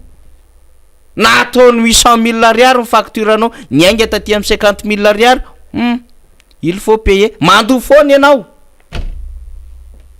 satria matahotra tapahana ka le jiro angalarina raha atao tately afadragitra robaina ny vola ahodina any am'izay tsy tokony anodina anazy ny vola am'knaps fa mpikambana mangina tsisy miteny vomaly tamin'ny fandarantsika zany malaza ny resantsika hoe roa taona sy tapany any reserve ao anatin'io knaps io raha misy fahavoazan'io knaps io sahirana mpandray fisotrondronono sy ny zaza mpandray latsaky latsaky ny raiky am'roapolo taona ny olona tratran'ilay hoe tradoza rakasa gravy io zavatra mitrango amin'io knaps io gravy io fa hatram'izao le olona manao fahadisoana miverinao amin'ny asany ihany tsy misy koriny zany andao antony aloha ty fa anao objet d'enquête ty olona ty tsy misy koriny am'le hoe amoa IST aloha sao de mivoaka eto fa reto misy zavatra maromaro mendrika anaovana fanadiadiana akoatrin'le raha tany fividianana tany 9700 mètres carrés ty fividianana trano anankiroa reto réhabilitation reto resaka fanomezana dentete sy teroa ity fividianana fiarakodia raitra be sy fanaovana réparation entretien marimarina kokoa fiarandresana tokony anoko fanahadevitra sy fanadidina laliny zany de mifanaraka an'izany rehetrarehetra zany antona aloha mba hisiny mangarahara tsara ao anatin'le asa sy tsy ahafahana manao an'le trafic d'influence sy ny rehetrarehetra lay mpitatana de avoaka ny ST mba tsy hivoahany eto aloha satria raha mivoaka eto mety manahirina ihany ny anoho izany fanadiadiana de ohatran'izany koa le mpikambana ao anatin'le conseil d'administration fa tsisy namoaka zany mipasy any am'be any koa tokony deferena vitavita ho azy eo fa raha ohatra ka adevitra politika olona tsy mitovitovy hevitra politika no tratra ohatr' zao hita ohatr' zao efa aingana ary manam-pahaizana aingana ary cerveau nanafaingana an'izany raha zany tonga am'izany zavatra ny resahantsika zany ary tsy tsy kinampisarery any fa naiza am'izay orinasa-panjakana rehetra sy izay miankina amin'ny fanjakana akoatriny hoe misy kirakiram-bola mpanjakana ty amin'ny département ministérial moa zany de efa tsy resahany zany sahirana ny dafy sy ny PRMP am'izao fotoan'izao sy izay mikirakira vola mpanjakana satria tsy milamina ny tany fa eto amintsika moa zay manao fahadisoana mbola mahazo promotion zany zava-misy le tale général ny Jirama farany teo tsy nainy tatina tany amin'ny ministéran'ny Angofo mbola nahazo promotion ho DG ny Jirama reny ny zavatra mitranga tao amin'ny Jirama sahirana nefa rana hatramin'ny prime exceptionnel sy prime de performance akoatry ny resaka fandaniam-bola samy hafa manahirana amin'ny tantara azy zay vao tonga saina bonf miala de ohatran'izany daholo zay miditra rehetra de manao be fandrapaka de miala zay miditra rehetra de manao be fandrapaka de miala de iza no miaina an'le tsy fahombiazana le vahoaka malagasy fa le vahoaka malagasy nefa tsy mahetsika tsy miteny tsy tafafindra ny tongony fa manao ohatr' zao fotsiny de mitsetsetra fotsiny de manameloka mbava sy aneritreritra eo de matory rehefa tonga ny lera fatoriana fa tsy afaka ijoro mihitsiny ohatra nen'ny sasany hoe miakatra amin'ny mofo dopainy tsy mety bon lasitsika kitianao anatin'ny karama ny karazana etra samy hafa zay tokony hosotrahana ohatra tsy etra moa zany fa ainda amin'ny te fa sa mangina io zao fiakaran'ny vidim-piainana midongo ny raisitsika ohatra omaly miakatra avy telo eny ny vidim-piainana fa triny hoe midongo lavitra be ny resantsika zany fa mitovy amin'ny midongy ihany ny zava-misy eto e akaiky fitondram-panjakany eto ny central miasa fa zao mitovy an'izany ihany zava-misy eto de asa io moa zany manao ny adiditsika foantsika rina miaraka amin'ny mpiara-manonja amintsika eto fa asakasaka ao vahoaka io tsy hoe koriny hoe iny ty fomba fiteny ty hoe sampanakazo eny amoron-dalana izy tsy misakana anao tsy andeha fa mitazona ny sainao eritreritra kely fotsiny zakanao ve mety aminao ve azonao iainana ve indrindrandrindra ho an'ny taranakao de anjaranao mieritreritra amin'izay fa ny adiditsika ataotsika ihany rena rabe manjara ka zany rehetrarehetra zany ao anatin'ny resaka hoe fantsifahana fiainatsika sanandro ary fandraika eo amin'le resaka fitantanana ny firenena fanoizana ny nambara ny faniry teo dia misy zavatra ho tantaraiko aminareo ty zany hoe tena misy idiran'ilay hoe faiza mitantana fanajana ny fahamarinana tsy fanaovana alatra ary eo amin'ny resaka fiatrehana ny fiainana izany tafiditra ao ihany keo ny resaka fianarana inona lay izy tsy hotononiko mihitsy aloha ny anaran'olona aloha tsy hotonony eto ary nantoerana misy azy ary tsy hotonony eto fa le izy fotsiny olona teratany malagasy izay monina eto Madagasikara io olona io tsy de nahita fianarana izy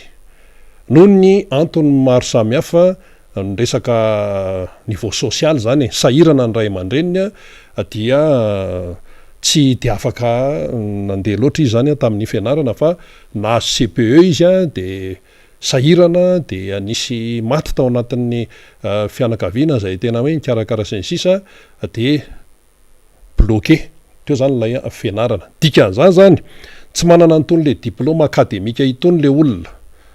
lehilahy io tsy manana diplôme akademika fa diplôme akademika zany ohatra hoe baka BPC baka licence maîtrise master 1 master 2 sinsisa ary akoatr'izay keo tsy mba hoe niatrika hoe fiofanana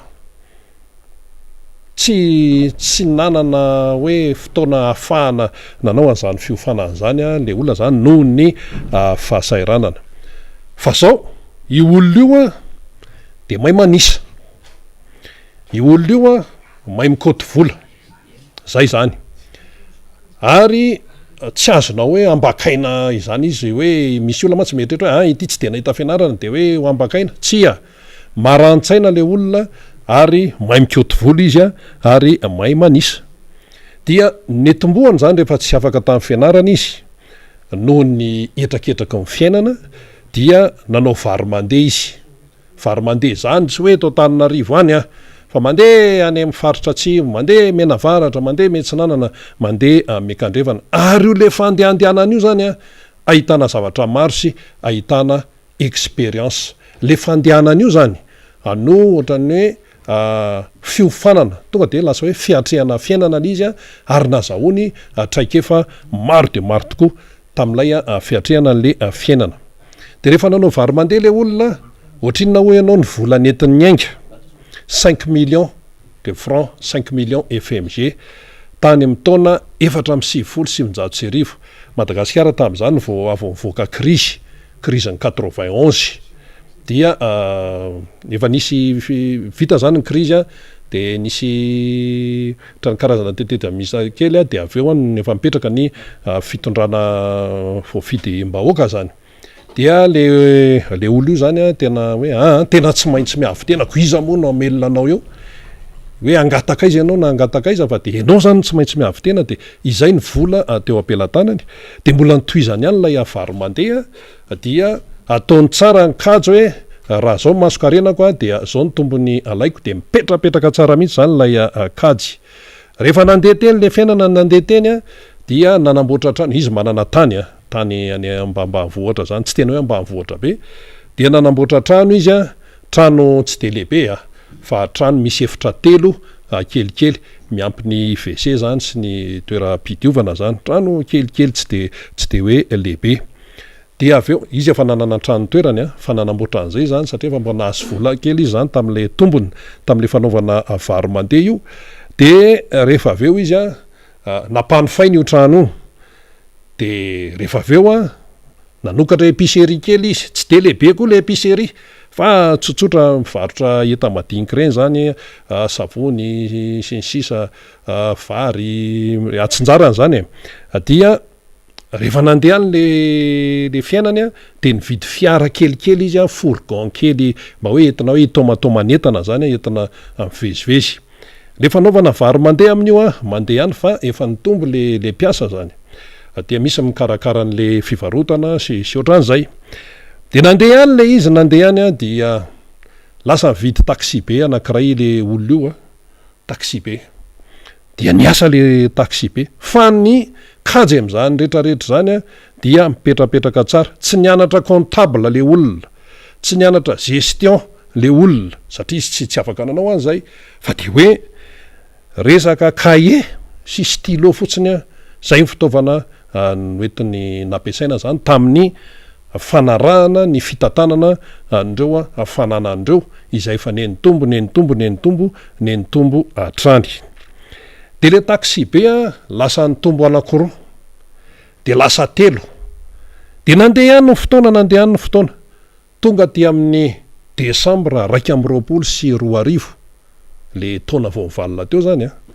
ahoana ny fipetrano ianao 5 camion 5 any mandeha miasa daholo reo ary ny taxi be ny firy ianao firy telopolo ny taxi be fa izy aloha zany tsy hoe tsy nanana fahafahana loatra izy hoe nividy taxi be hoe vaovao zany hoe mivoaka any amin'ny concessionnaire na hoe afarana valindraha fa occasion zany no fidiny zany hoe fiara efa niasa fa eo ihany zany no avadibadany zany satria tany vary mandeha izy de mivadika nanao trano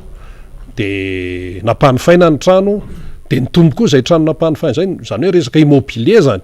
de nakaty amin'ny resaka varotra épicerie izy de mivadika nakaty amin'ny fitaterana izy dia izany rehetrarehetra zany no nitambatra dia lasa milliardaire le olona ary tsy vita amin'ny olona milliardaire fa tena olona tena hoe fatra-panaja amin'ny fiarahamonina ary matahotra an'Andriamanitra manaja ny fahamarina tao anatin'izay atao hoe fitantanana nataon'izay dia tsy nisy resaka hoe fanodikodonana na hoe resaka hoe alatra tompoka azafady indrindra tsisy resaka alatra fa tena hoe lalàna ny tolotra sy ny tanaty sy ny fahaiza-mitantana kanefa izy tsy manana diplôma akademika fa dia teo amin'ny CP izy no farany zany no ny etraketram-piainana ho any misy problema familial zany moa tsy resantsika eto problema mpiarahamonina sy ny sisa zay le hoe etraketram-piainana fa izy no ny lofo zany mba atafavoaka ny fiainana zany satria iza moa no anampy anao eo samy sahirana daholo ary zay le fiteny am'izao fotoana zao hoe samy sahirana dia de ozytsika ahoana zany ny fomba fanaraha-maso zany hoe taxi be 3 camion 5 trano miofa épicerie be da be zany dia tena hoe eo koa aloha ny fanampian'Andriamanitra eo ny fanampian'Andriamanitra eo dia zay le hoe entitra ny fahaiza-mitantana fa raha tsy nainy tantany olona io niainga tamin'ny 5 millions de francs tompoko tamin'ny voalohany indrindra zay Madagasikara firenena voavy mivoaka tao anaty krizy satria tamin'ny 4.9 zany nanomboka nanao vary mandeha zany le olona de nisy fotoana koa izy tao anelanelany tao tsara be ny vidina vanila ny fandrarana teo amin'ny vanila de nanao kely teo amin'ny resaka vanila le olona fa tsy de naharitra ela izy zany fa serana kely fotsiny tao hoe teo amin'ny heritaona teo fotsiny hoe ataona taom-piotazana indrem-pandeha fotsiny angamba dia nitselika kely tao izy de avy eo nivadika zavatra hafa. Zay zany ny tantaran'le olona io ary any izy mbola any zay tsy tena hoe ahoana na ahoana fa ny tiano tenenina de ny hoe le fahaiza mitantana rehefa mahay mitantana zany dia tsy maintsy tafavoaka foana fa tsy hanao politika ny tatireraka. Raha resaka firenena zany resahana ny avany velany ene manampy fa isika mianakavy isika malagasy no tompon'ny Madagasikara fa ny any ivelany manampy fotsiny izy ka io miankina amintsika ihany vonina ve sa tsy vonina isika anao sa tsy anao ary rehefa manao de tena manao zavatra tena hoe professionnalisme na lafy ny toekarena na lafy ny fitantanana io de ore olona ny mpitatana firenena am'izao fotoana zao hoe jereo zao ny ao anaty gouvernement am'izao fotoana zao amin'io endriny io de hoe atao ny évaluation hoe efa misy atao interview ary misy efa fitsapana zao atsy dia olona manapaizana be firy eto Madagasikara eto ve ary ny mpitondra fanjakana olona mikatrakatraka be daholy de ho sanatria ve ho resan'ity olona zay aniainga tamin'ny resaka vary mandeha ity ary rehefa atao hoe ny sivana am'ireny hoe olona ampidirina ao anaty fitondrana ao anaty gouvernement reny dia matetika dia aza aloha misy sivana hafa fa ny diplôma no jerena foana navita fianarana an'izao navita fianarana an'izao sinsisa ilainy zany tsisy miteny saotra hoe misy mihaino vilana ndray any hoe zany ve tsy ilainy zany fa ny tiano tenenina de ny hoe na miravaka diplôma toy inona ary ianao rehefa tsy eo zany lay atao hoe fanajana ny fahamarinana de le fahaizanao lasa ampiasaina any amintsizy tsy lasa any am'le tompontsombahoaka le izy fa lasa any amintsizy ka raha le tantaran'le rangahy teo zany ny tantaraina teo dia hita hoe tsisy zavatra foronina zany fa hoe tena zavatra nisy ary miainga zany hoe ny amin'ny herin'ny tena tsika ihany aloha no tsy maintsy iangana zany sy entina miainga de zay dia mandeha izy de lasa matoky anao ny olona mipetraka lay confiance fa rehefa tsy izay fa manantena fotsiny hoe anao bizina hafahafa le bizina aloha tsy voatery ho ratsika io fa mibizina fomba fiteny moa le avy am'teny hoe business avy am'teny anglisy io fa mibizina dia ao anatin'ny resaka tontolo fandrarana zany faiza mitantana daolo ny dikan'izany fa le bizina maloto iny tsy izy iny fa le izy mantsy raisiny sasany hoe bizina de hoe zavatra ratsy zany misy mibizina maloto de misy mibizina madio rehefa hoe makatombovatry ianao zany araka ny tokony izy madio zany lalàna vatro zany ka iny zany fampietretana tsika mianakavy satria ilaina ihany mba mahafantatra zavatra takan'izany eny ary hiditra eto ny député José efa ao izy dia namana Fanir Razafimanantany no hiaraka amin'ny député José zany dia manan-javatra ambary izy sy famakafakana ihany ko ndao ary Fanir misaotra andrena am'izay fampatsiahivana ny hoe misy parcours-n'olona samy hafa zay nandeha tany amin'ny lalana tany am'digana taty ambany indrindra fa tonga amina sehatra ambony be fa zany rehetrarehetra zany mampiresika ny rehetrarehetra hikarika sy anao zay rehetrarehetra ataony andrea anatenaina Olivier José Antony député any Antsirabe faharoa zay no raisitsika eto député José ho isika zay anisan'ny tranainy ihany koa tao anatin'izany anteny meram-pireneny zany tamin'ny andraikitra zay sany satria dia anisany efa tao anatin'izany sehatra zany izy mampolo taona ny mahery na solom-bavamboaka ny Madagasikara azy tao amin'ny district ny Antsirabe faharoa ity Antsirabe faharoa ty tena midadasika mihitsy ny le Antsirabe faharoa ary ny famokarana fambolena fiompiana tena anisan'ny matanjaka be ary mamelona toekarem-pirenena ngeza be mihitsy zany Antsirabe faharoa zany akoatran'izay dia manana ihany koa reo olomangany izay anisany zany mandray ndraikitra nivon'ny firenena ny Antsirabe faharoa ao anatin'ny faly-vakinakaratra na vakina ozy tsika zany ny député José no miaraka amintsika eto efa nanontany foana tsika hoe aizy député de nisy fotoana efa niteneniko hoe ho avy izy fa ho amin'ny fandrindrana asa sy mifandaminana moa zany dia androany tafaradalana amintsika indray député José. Miarabanao député. Miarabanao namana faniry ary miaraba ny mpanaraka nyty fandarana miara-manonja ity ihany koa manera tany ary indrindra ny any amin'ny toerana zay nahavoafidin'ny tena any Antsirabe faharoa manao kopakopa tanana aminareo rehetra any any Antsirabe voalohany any ary indrindra ny amin'ny faritry vakinakaratra ray manontolo. Mahazatra atsika rehefa tonga etran'izao ny solombavamboaka de miresaka ny zava-misy eo amin'ny farim-piadidiny aloha zany zay nahalany azy de avy atsika miresaka ny raharaham-pirenena am'izay satria zany moa zany tsy maintsy hoe lalovana daholo ny aty amin'ny andaniny dia lalovana koa ny any amin'ny ankilany. Député José mba tsara ihany mba ho fantatry ny vahoaka amin'ny ankapobeny zany zava-misy any Antsirabe amin'ny vakinakaratra indrindra amin'ny farim-pifidianana zay nahalany anao zany ny amin'ny zava-misy zay teo de nyresaka fantsifana, nyresaka vidim-piainana, nyresaka tontolo ara-toekaren'ny fiarahamonina mihitsiny hoe tena potika simba tsy tafarina asa manahoana Antsirabe raha resaka famokarana aloha sy resaka rehefa miresaka famokarana moa zany de fambolena sy fiompiana zay tena mampalaza ny tanàna. Amin'ny ankapobeny zany namana faniry dia rahantsika mahalala fa raha zany faritry vakinakaratra na Antsirabe faharoa manokana zany dia anisan'ny toerana iray zay tena manana ny lanjany amin'ny lafiny ara-toekarena satria dia saika hita ao amin'izany Antsirabe faharoa zany daholo ny famokarana rehetra na famokarana varim-bazaha, famokarana vary, famokarana voankazo ary indrindra ny famokarana legioma isan-karazany zany de saika ao Antsirabe ao daholo no misy an'izany. Mampalahelo nefa dia hiaran'izany fahasimbana tanteraka zany ny lalana ao Antsirabe faharoa no resahantsika aloha satria dia tapaka ny akamaroany lalana raha tsy teny fotsiny aho ny lalana avy any Androkavato mahazo anambano iny zany tamin'ny herinandro teo tamin'iny orambe iny dia tena simba tanteraka ary nisy fiara moa de nivadika mihitsy zany kanefa dia lalana iangany zany vokatra rehetrarehetra zany ary nisy ihany koa ny lalana Metsinanana zay mahazo any Sondrariny mahazo Anambatomena ary mihazo ana Tanambao sy ny commune Sahamvotriny ihany koa zay lalan'ny ronono ary lalan'ny poma ihany koa dia tena mizaka ny tserany aina tokoa kanefa dia anisan'ny lalana zay nahazo fampanantenana tamin'ny mpitondra fanjakana izany lalana zany tamin'ny andron'ireny fampelezan-kevitra ireny ary tsy ela fa tamin'ny volana oa tamin'ny taona 2021 dia mbola nisy ihany koa ny fidinany avy eo anivon'ny faritra izay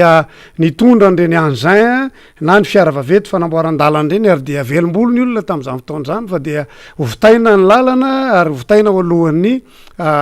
maintsoahatra zany akory nefa ny agagan'ny olona fa tsy hita zay nandehanana zany fanamboaran-dalana zany fa dia nyteo ihany nyteo ary ny malitry miova tahaka ny volakakavotra ihany nisy ihany ny karazana oeraoera ihany nandeha teo anelanelan'izay fitondrana fitaovana tany kanefa de amin'izao fotoan'izao dia tsisy hita indray reny fitaovana reny ary dia velo taraina tanteraka ny mponina raha amin'ny faritra Antsirabe faharoa iny zany amin'izao fotoan'izao satria anisan'ny faritra zay tena mpandohetra amin'ny fanjakana zany na reny ristorona reny zany commune na district Antsirabe faharoa zany kanefa dia mahatsiaro tena fa tena zanak'ala hafa satria dia miaina anatina fahasimbana lalana tanteraka ary angambatra amin'ny 90 taona zay nisy fanjakana araka ny fiteny ny mpitondra fanjakana misy amin'izao fotoan'izao de mbola tsy nisy fampitehan-dalana ohatran'izany tsara marihana fa tamin'ny andron'ny président Marc Ravalomanana dia nisy ny fampiasana an'ireny fikojakojana ny lalana reny tamin'ireny lalana reny ary azo lazaina fa tena nahafahana nandeha sy nahafahana ny asa tanteraka izany lalana rehetra ambarako zany mbola tsy ho resahantsika akory zany hoe lalana ny avaratra Ambohibary zany namana faniry fa dia mbola enjana koa zany tantara zany zany avarabary sy faravohitra zany koa dia tsy azo ny saina eritreretina mihitsy satria na ny sarety raha de mivadika amin'izany lalana zany lalana moa no resahanao teo zany député de raha ohatra hoe zay ny aratsy ny lalana zay fa mba nananina tsirom-panantenana tamin'ny andron'ny filoha Marikaravalomanana nefa zany zava-misy amin'izao fotoan'izao dia mazava ho azy manaraka an'izany zany tsy fahafahana mamoaka tsara reo vokatra reo. Manahoana ny vidim-bokatra ny Antsirabe faharoa? Mazava ho azy zany fa tsy maintsy manenjika ny ristorina zay alaina aminy zany ny reny fiara vaventina ny camion reny dia mazava ho azy fa misy fiatraikany be zany amin'ny vidim-bokatra eny anivon'ny Tatsa izany rehetrarehetra zany satria dia velo taraina ihany koa reo mpanao fitaterana reo satria dia tsy maintsy angalana zany vola ristorina izany satria dia izy ny manefa an'izany dia tsy maintsy misy fiatraikany zany eny anivon'ireny Tatsa reny ka anisany mampikorosy ny lafiny ara-toekarena zany ary metraikany volanin'ny olona tsirairay avy ny fahasamfahasambalalana zany satria tena avokavoka na aina na lalany rahany lafiny ara-toekarena mihitsy izany fahasimban-dalana ny Antsirabe faharoa izany. Zay mahakasika an'iny resaka vokatra moa no resahantsika teo député fa raha azo lalovana kely fotsiny somary nisy ny taraina zany teo alohan'ny teny idirantsika fiainan'ny firenena zany nisy ny taraina ihany tany Antsirabe faharoa tany ny amin'ny resaka fiompiana omby zany misy aretin'omby samihafa tratran'izay ve Antsirabe faharoa raha ohatra ka misy azonao ambara? Amin'ny ankapobeny moa zany dia ny arahantsika nahalala taka ny tafika andrevan-tanàna tokoa fa dia nisy tokoa ny aretin'omby tany amin'iny faritra vakinakaratry iny ary tsy avabela tamin'izany Antsirabe faharoa efa nanaovana fandarana manokana moa izy iny zany tanterana ny tena zava-nisy marina tany atoerana tany ary maro ny Tatsa zany no nandalo fahasahiranana tanteraka indrindra ireo mpiompy omby vaviberonono satria dia nisy fiatraikany aingana be sady mafy be tamin'ilay omby mitondra ronono zany lay areti-kibo izay nahazo ny omby tamin'iny faritra iny ary rehefa niteny moa zay vao nihetsika kely ny avao amin'ny fitantanana ao amin'ny regionaly eo zany mahakasika ny fiompiana kanefa moa dia niezaka ny vahoaka tsiraray avy satria tsy hita mazava tsara ny endrika fanampiana avy amin'ny fitondram-panjakana dia nitady ny hevitra rehetra ny mpiompy ary dia tonga hatramin'izany hoe fampiasana sakay sy molahaly zany ary dia nagaga moa fa dia ohatra ny nahita hevitra ihany ny olona dia sitranao azy teny ihany lay aretina zay no hoe rehefa tsy hitany tiana dia zita tsy maintsy tiana tsy maintsy nitady hevitra reo Tatsara io satria mahatsiaro fa tena vao ilakilaka tanteraka satria fantatsika tsara fa tsy misy politika mihitsy aloha hatreto zany mahakasika an'izany fiompiana sy fambolena zany amin'izao fotoan'izao satria ny zezika raikilao amin'izao fotoan'izao ny zezy-bazaha moa zany zay efa marina fa misy fiatraikany amin'ny nofotany zany kanefa efa zay zany no fahazaran'ny mpamboly aloha zany tany ambanivohitra tany dia mampiasa an'izany atao zezy-bazaha NPK 1122 moa mahazatra ny olona dia efa avotana 10,000 mahery zany zao ny zezika raikilao kanefa tsy mifandanja mihitsy amin'ny vidin'ny vokatra misy ankehitriny. Tena miaina ny tseraneny andra moa androisam-pirenena ho an'izao ny mpanjifa dia mpanjifa daholo koa na ny Tatsara dia anjara ny fitondram-panjakana zay rehetra manodidina zany miezaka mahazo mandray an'izany hoe zay nambarany solomavomboaka zay ny zava-misy any ambanivohitra any. Amin'izao fotoan'izao tsika Andriamatoa député dia eo am-piandrasana zany ilay vaovao lehibe ny amina hoe hanao tombana fitondram-panjakana ary dia efa nisaotra minisitra vitsivitsy na mety maromaro ao anatin'ilay gouvernemanta amin'izao fotoan'izao. Ny solomam-boaka tiako Madagasikara dia efa nanao fanambarana melohan'izany adevitra zany ataontsika hoe herinandro melohan'izany ny amina hoe tena tsy mahomby ny fitantanana firenena no reo anton-javatra reto dia anton-javatra 7 nambarany député tiako Madagasikara dia nanaovan'izy ireo antso ny tokony hanaovana zany fitsipaham-pitikisana io gouvernemanta Ntsay Christian io. Ny any fanjakana moa zany dia hoe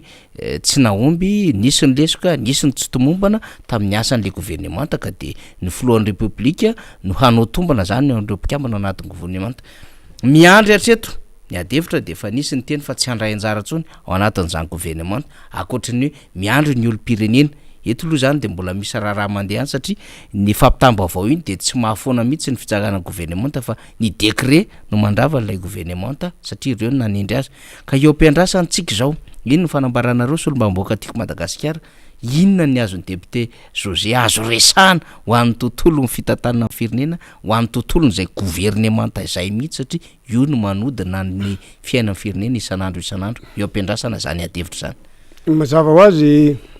namana faniry fa ny atokotiko Madagasikara na solombavam-bahoaka ny tim dia tsy manantena vokatra inona amin'ny zavatra iseho am'izao fotoana zao satria tsy zay moa no nieritrereto tany atokotiko Madagasikara fa hoe manetana namana rehetra mba hiroso am'le motion de censure zany a kanefa moa ny am'izao fotoana zao dia tranga tapoka atao zany le hoe isy ny tombana asana zao moa zany vao atao hoe ny tombana nandritran'izay fito volan'izay fa ny rahantsika nahalala fa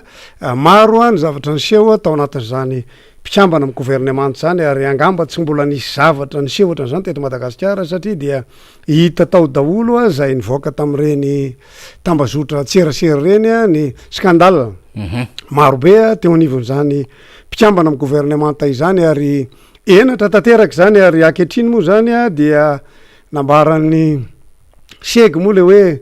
antsoavo no nataony segy zany asa hoe ina moa zany ny tena fiatraikan'izay antsoavo zay fa de ny hoe manao antsoavo am'ireo pobodo toerana nidikan'izay zany a raha lecture politique zany zay de hoe misy mibodo toerana zany am'izao fotoana zao ary tsy hoe mibodo toerana fotsiny fe mibodo toerana fa dia mivoya zavatra manahirana mihitsy eto Madagasikara satria lasa tahaka ny voy ato koko mihitsy zany am'izao fotoana zao ary dia mahagaga amin'izy ity dia atsona daholo na solom-bavambahoaka ary nagaga aza namana faniry dia ohatra nahita mihitsy a olom-botendry mihitsy a miteny ary miantso hoe aza esoronareo a ny olona avaty aminay raha izany ny tantanana ny firenena dia mazava ho azy fa tsy ahombo mihitsy zany fitantanana zany ary maninona moa zany no misy olona mahasamy body toerana raha jerentsika ny tantara dia ireo zay nieritreritra fa nanongana président Marc Ravalomanina raha zay natao mahitsy tsara tamin'ny taona 2024 zay niara dratsy tao tamin'ireny fotoana ireny zany dia tsy misy azo kitihana mihitsy zany fa raha vao kitihana dia manangam-bovona avy hatrany zay no namono mivoaka zay tsy azo kitihana eto misy mpikambana maromaro ny gouvernement no mieritreritra an'izany a ka dia eo anelanelany latsaka anelanelany tahaka ny kaka zany zao ny filohan'ny repoblika inona no atao androso matray be iemotra matremy be satria hoailika retsy namana zay milaza fa tena tompony zany fametrahana azy teo amin'ny fitondrana zany a hanahirana ho apetraka amin'ny toerany a efa mandeha be ihany koa ny fanahiokevitra eo anivony tambazotra tserasera ny fiandrasantsika moa zany hoe androany sarapitso satria nieritreretina zany de hoe hiatrika filakevitry ministra ho an'ny isaky ny alarobia zany zany mpiambana vaovao zany tamin'ny volana septembre tamin'ny heritaona no nananganana ity gouvernementa ity zany de nieritreretina tam'izay hoe gouvernement d'action a gouvernement tanao ny asa ary nyterena hidina teny anivon'ny vahoaka rehetrarehetra teny zany hoana Antsirabe manokana satria tsika mahazo raharaham-pirenena député José efa nambambaranao teo ihany tsy de tena sitraka zay na fampanantenana na ny zavatra rehetrarehetra raha io ara le gouvernement mbola tefitefina ihany mbola anatena zavatra ve Antsirabe faharoa zany satria mety miheny koa zany mijery koa mpiaino antsika sy ny vahoakany hoe raha zay zany no izy mbola isy fanantenana ve zany satria totonatra ny voalala voatango ihany le vahoaka am'izao fotoana zao raha ny zava-misy angamaloha niverenantsika kely tam'ireny fifidianana loolona reny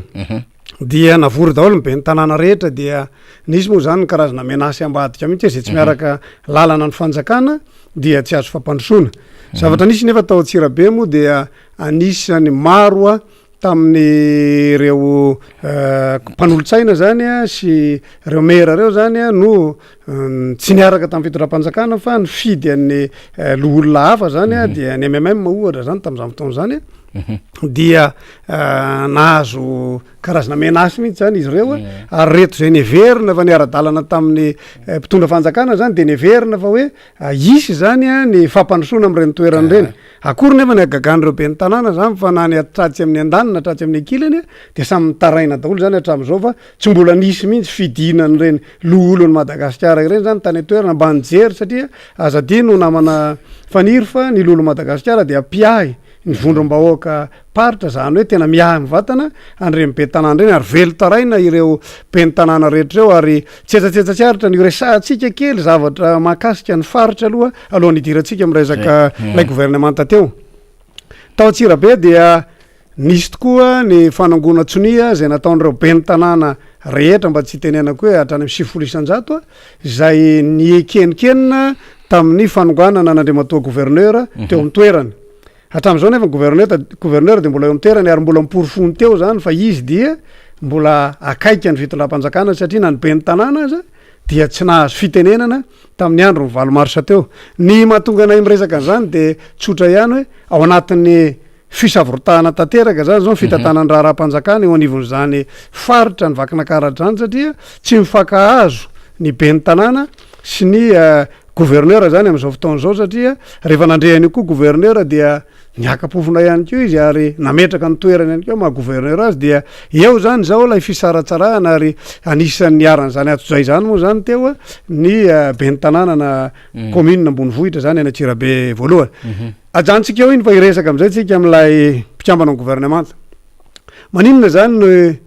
anisan'ny nanao fanambarana moa ny avy ao amin'ny MMM tamin'ny faraparan'ny herinandro teo amin'ny hoe fialana ao anatin'izany atao hoe vovonana mihitsy zany miaradia amina andriamatoa ny rajoela raha zay ny azo lazaina azy satria ny MMM moa raha jerentsika ny tantara dia anisan'ny zazany taizany aviany ny MMM ary anisan'ny zanakatrano tao amin'ny président Norbert Lala-Ratsina honana tao matory ny zavatra reny seho de zavatra anankiroa ihany natonga an'ireny voalohany na ny MMM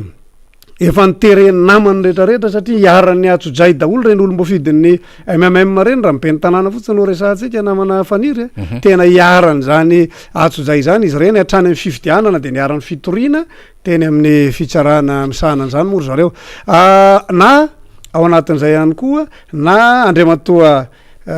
ajo nefa nahafantatra meloa fa anisan'ny isorana ny tenany de ny azy nataony tonga aloha zany ilay fanambarana ninina nefa olazaina dia ahitana fivakisana zany zao aloha ny mpanohana n'andriamatoa any rajoel zany misy fitresahana izy am'izao fotoan'izao fa hoe ny position ny MMM rapitso ravakapitso zany nanorotra an'izay satria raha nambarany farany teo de mbola ohatrany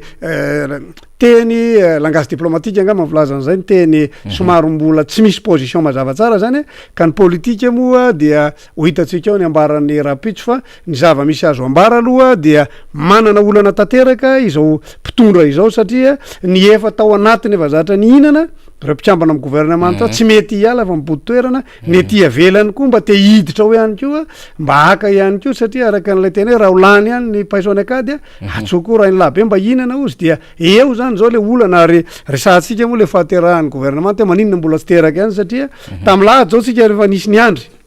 tonga ny alatsinainy tonga ny atalata mbola tsy teraka ihany de ngamba anao ambato be voky izy tia teny an-dalana moa mahenony fanazavazavana ho azy am'ilay fahaterahany teo amin'ny lafiny ara-teknika fa ny zavatra misy zany dia tsy maintsy anovany eo mpikambana ny gouvernement teo izy ary sahirana tanteraka izy zany satria efa maro ihany koa lay manam-pahaizana no manomboka misalasala am'izany fidirana mpikambana ny gouvernement zany satria raha ny natao teo zao de hoe baka plus 24 moa filazantsika azy teo zany hoe le tena manam-pahaizana ny nalaina nefa manam-pahaizana tsy nisy expérience mihitsy am'izany fitantanan-draharaha zany ary zany no anisan'ny olana io président république io lay olona manodidina azy sy izy raha teo moa efa rahantsika milala tsy manana n'izay traikefa sa izatra hitantanana ny fireneny zay ny zavatra nambaranao teo ny any faritra vakinakaratra de mitovy tsy misy valaka ny zavatra any faritra bongolava zay nitondrana fanazavana tetoko maly ny am'le hoe miady atrano ohatrany valalakariny eo ny mpanohana fitondrana eo am'ireo olombotendry sy olombofidy zany gouvernora sy ireo solombamboaka na be ny tanàna zany nefa izy samy ao anatin'ny vondrony zay de raha mieno ny fanazavana momba vakinakaratra zany tsika bongolava ndraisanao maly zay ndraisanao androany koa zany bonga vakinarara de ozy tsika hoe tohatry ny efa tandra vadik'olotry le fitondram-panjakana mihitsiny le iady atrano anaty ary tsy aty am'sehatra mpanatanteraka ambony le izy na ny gouvernementa sy ny présidence ny misy an'izay na ny solomavamboaka ihany ko satria misy olomavamboaka ihany ko sahirana ny fomba fitsiky ny anivon'ny mpanatanteraka fa hita aty anivon'ny faritra sy ny commune lizy de tsy mahagaga zany raha ohatra ka tsy miainga antsony le fiainan'le firenena amin'ny akapiany na zany zany député José zany mandroso ihany le raharaha na de tsy hitatsika re hoe mandroso mitondra any fiatsarany fa mandroso fotsiny manaraka an'le fotoana manatratra an'le 2023 de rehefa miresaka 2023 tsika de samy resaka tonga de fifidianana avetrana manahoana ny fiatrehana Antsirabe faharoa sy ny zava-misy any amin'ny faritra vakinakaratra any ny amin'ny fanomanana ny ty tena hoe inona moa zany fiatrehana refonta raha ny tokony izy fa manomokon-doha ny leseny makany an'le ralina de tena fandanim-bola fotsiny le izy kanefa tokony hiatrika an'ilay refonte total betsaka no memenina tamin'ny lisy mpifidianana asa inona zavatra mitranga am'izao fotoan'izao député José amin'ny ankapobeny moa zany dia hitovizana amin'ny erana Madagasikara zany any amin'iny resaka lisy mpifidianana iny zany fa itsika moa zany itsambikina kely avy hatrany am'le resaka le concertation nationale angamba itsika am'izao fotoan'izao dia mangataka ny siny zany fakakevitra national zany mba ahafahana mametraka ny tena hoe senisy mifaleovatenany senisy mametraka fekevitra zay ivoaka ao mba ho tanterahana amin'ny fifidianana zay atao amin'ny taona 13 satria na inona resahantsika de tsotra be tsy afaka atoky ireo rafitra misy am'izao fotoan'izao reo ny vahoaka malagasy satria efa hitantsika teo ny fisiny doublant enchaîné na de iolaka ilaza inona raha enchaîné zay efa miporifony filoha lefitra tiry moa zany tam'izao fotoana zany ary tsy matoky ihany koa ny rafitra hafa zay mikarakara zany fifidianana zany noho izany dia ilaitsika ny anatanterahana ny fakakevitra io ary anisan'izany manohana an'izany moa zahay eo anivona Tsirabe faharoa manahoana marina ny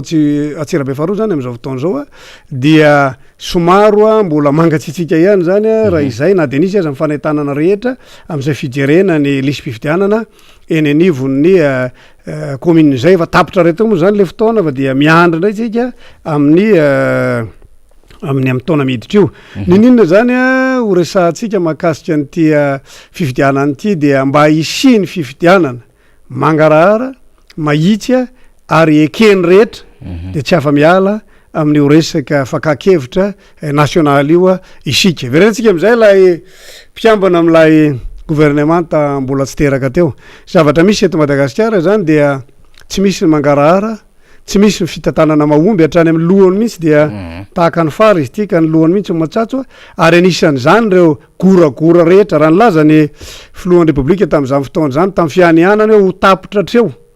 zany tsy maty manoto zany ho tapitra treo zany fahasairana ny vahoaka malagasy zany fa isy ny ezaka maro zay ho atao ary anisan'izany IEM dia zao moa de le PM mbola tsy tonga volana ihany koa am'izao fotoan'izao kanefa de vola kakafitra daholo zany rehetrarehetra zany ka malitsy niova fa mifahasairam-bahoaka vao maika mitohy ihany maninona resahany zany de zao le mpikambana amin'ny gouvernemanta mihitsy mpikambana tsy maefa tsy malala ny zavatra misy rehetra hitantanana amin'ny firenena efa teto ane zany gouvernemanta kapoka zany zao moa zany de gouvernemanta rolety ndraiky amba ny filaza azy teo ngamba raha tsy diso zay mandray fanapahan-kevitra tsy mifanaraka amin'ny zavatra misy eto amin'ny firenena fahasairanam-bahoaka nisy teto Madagasikara de ny kapoka-ambary no navoaka ny mpikambana amin'ny gouvernemanta dikan'izay de hoe le mpikambana amin'ny gouvernemanta mihitsy zany tsy mahalala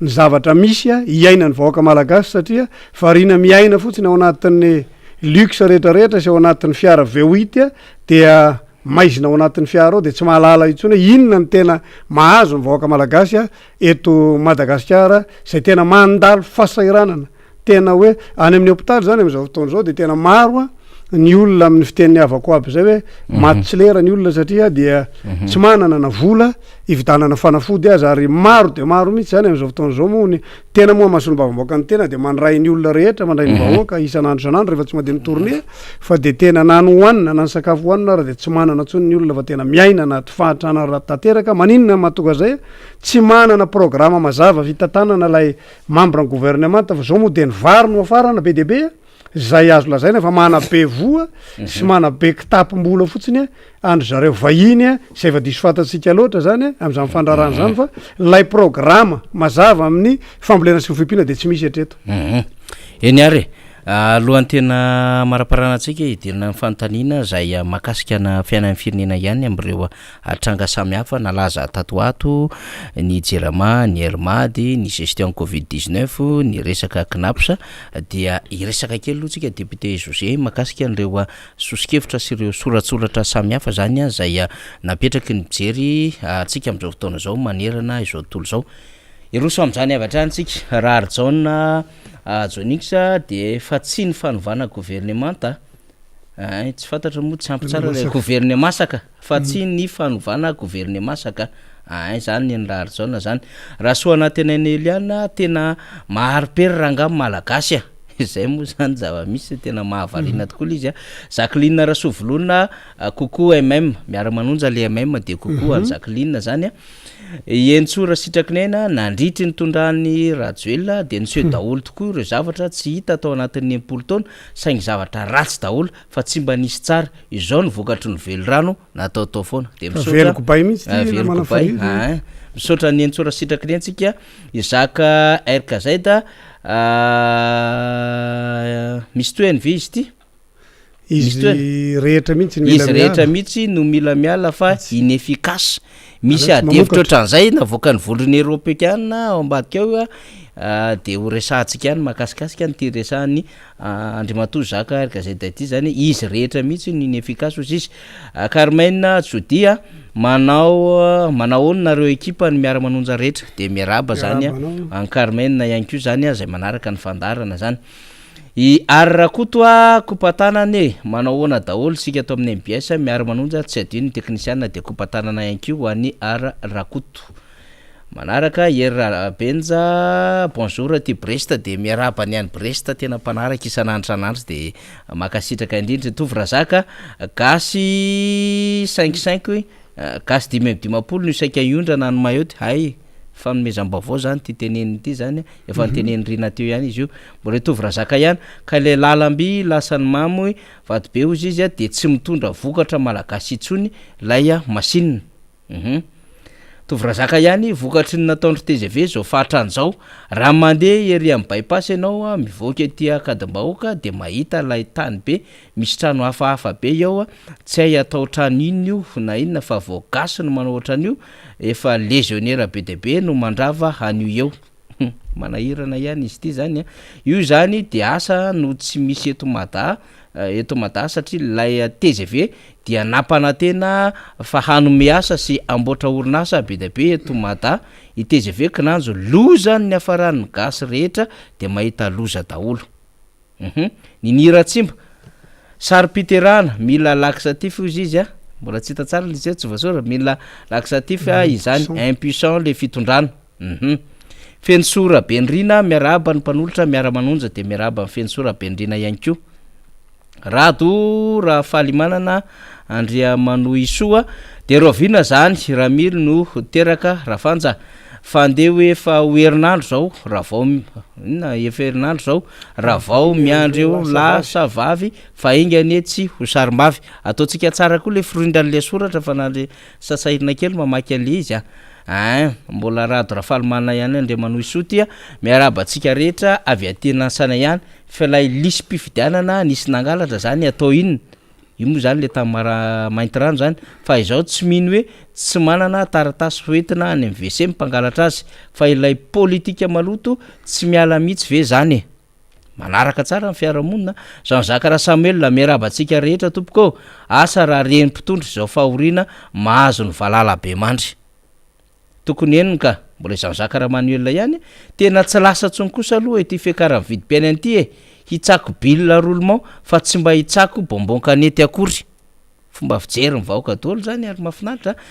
Iperla Rabebe Arso kopatanana ho an'ny mpanolotra sy pakafiny MM rehetra makahiry antsika rehetra ho mailo fa mitady handady ny trambo ankehitriny Carlina Carna ny anay aty ny fitaovana tao ampivarotana angambity ny dirany tsivalina de ny vakiny daholo ny vilisiny tasy rehetra efa tsisy filaminana tsony zao mampalahelo le izy tiany Eliana Rasoavimbola teny efa mieva zao ny fiainan'ny vahoaka am'izao efa tsy hita zareo tsony hoe ho alian'ny vahoaka efa reraka be daholo efa tsy tafavoaka tsony ity fitondrany ty Yarra koa to miverina nanoratra izy sao de ho tokony ampiasa Césarena eto ity gouvernement ito fa tena sarotra ny mamoaka azy iza no ivoaka eo lasa vavy ny fotoana mandeha ihany amboarina tsara le soratra raha mba mety kely Florette Rakotondranoro miaraba antsika rehetra de miaraba ny Florette anko vola Elina kokoa de vola Elina kokoa anao zany mpanaraka tsy lavina Rabenoro miarabanareo am miara-manonja tena resao mafy fa tsy zaka etsony ty vidim-piainana ty zahay aty Tomasina makasitraka ny miara-manonja de misaotra betsaka kokoa atsika any Tomasina any zany Yarma Randria Naivomanana évaluation amin'ny ahoana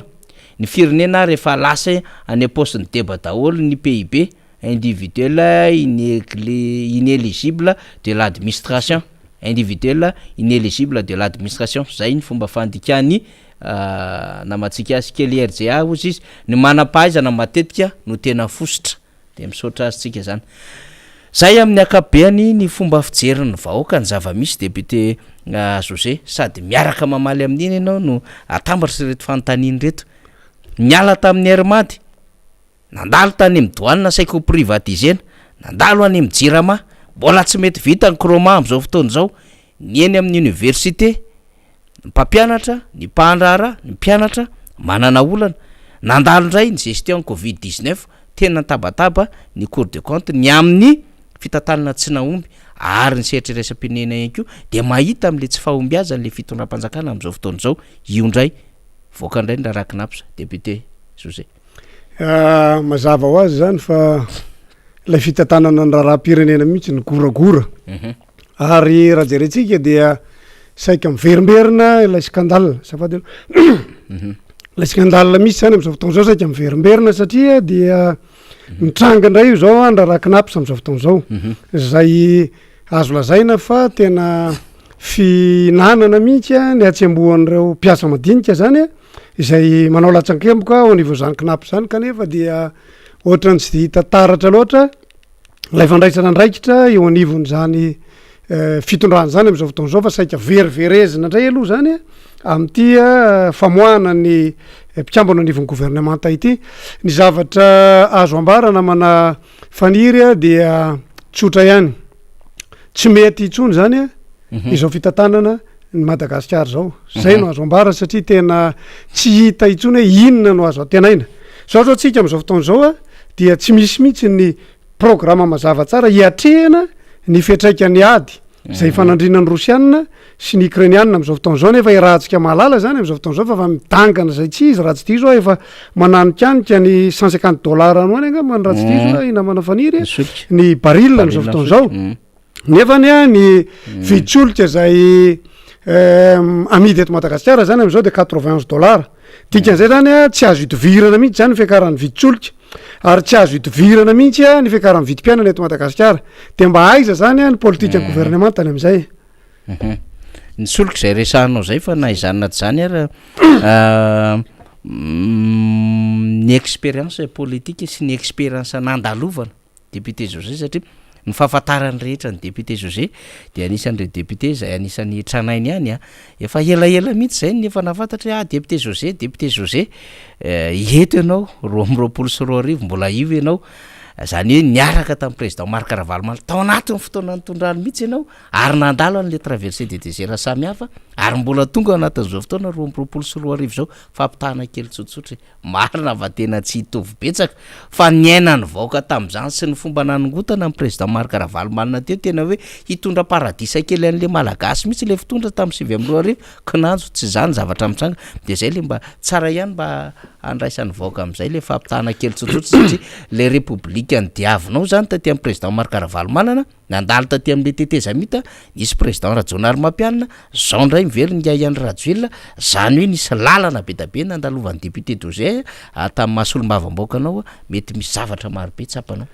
marina tokoa fa tsetratsetsatsiaritra aloha no resahana androany zany namany faniry fa dia nisy ny fivoriana zay niarahana tamin'ireo mpamorona izany tokotiko Madagasikara zany reo namana tranainy rehetra zany dia tonga tafaravohitra daholo zany ary navelombolo moa nahita azy reo satria ny fibizarana traikefa na ho an'ny tranainy na ho an'ny vaovao zany dia anisany hery anankiray hoentina manao an'izany politika zany eto Madagasikara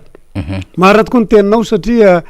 anisan'ny solombavambahoaka mpanetretena le resahana zany fa niaraka foana tamin'ny présidenta ny ampiandohana satria tany amin'ny taona 2024 ny tenako no efa solombavambahoaka teo ary hatramin'izao moa no fitantanan'Andriamanitra sy ny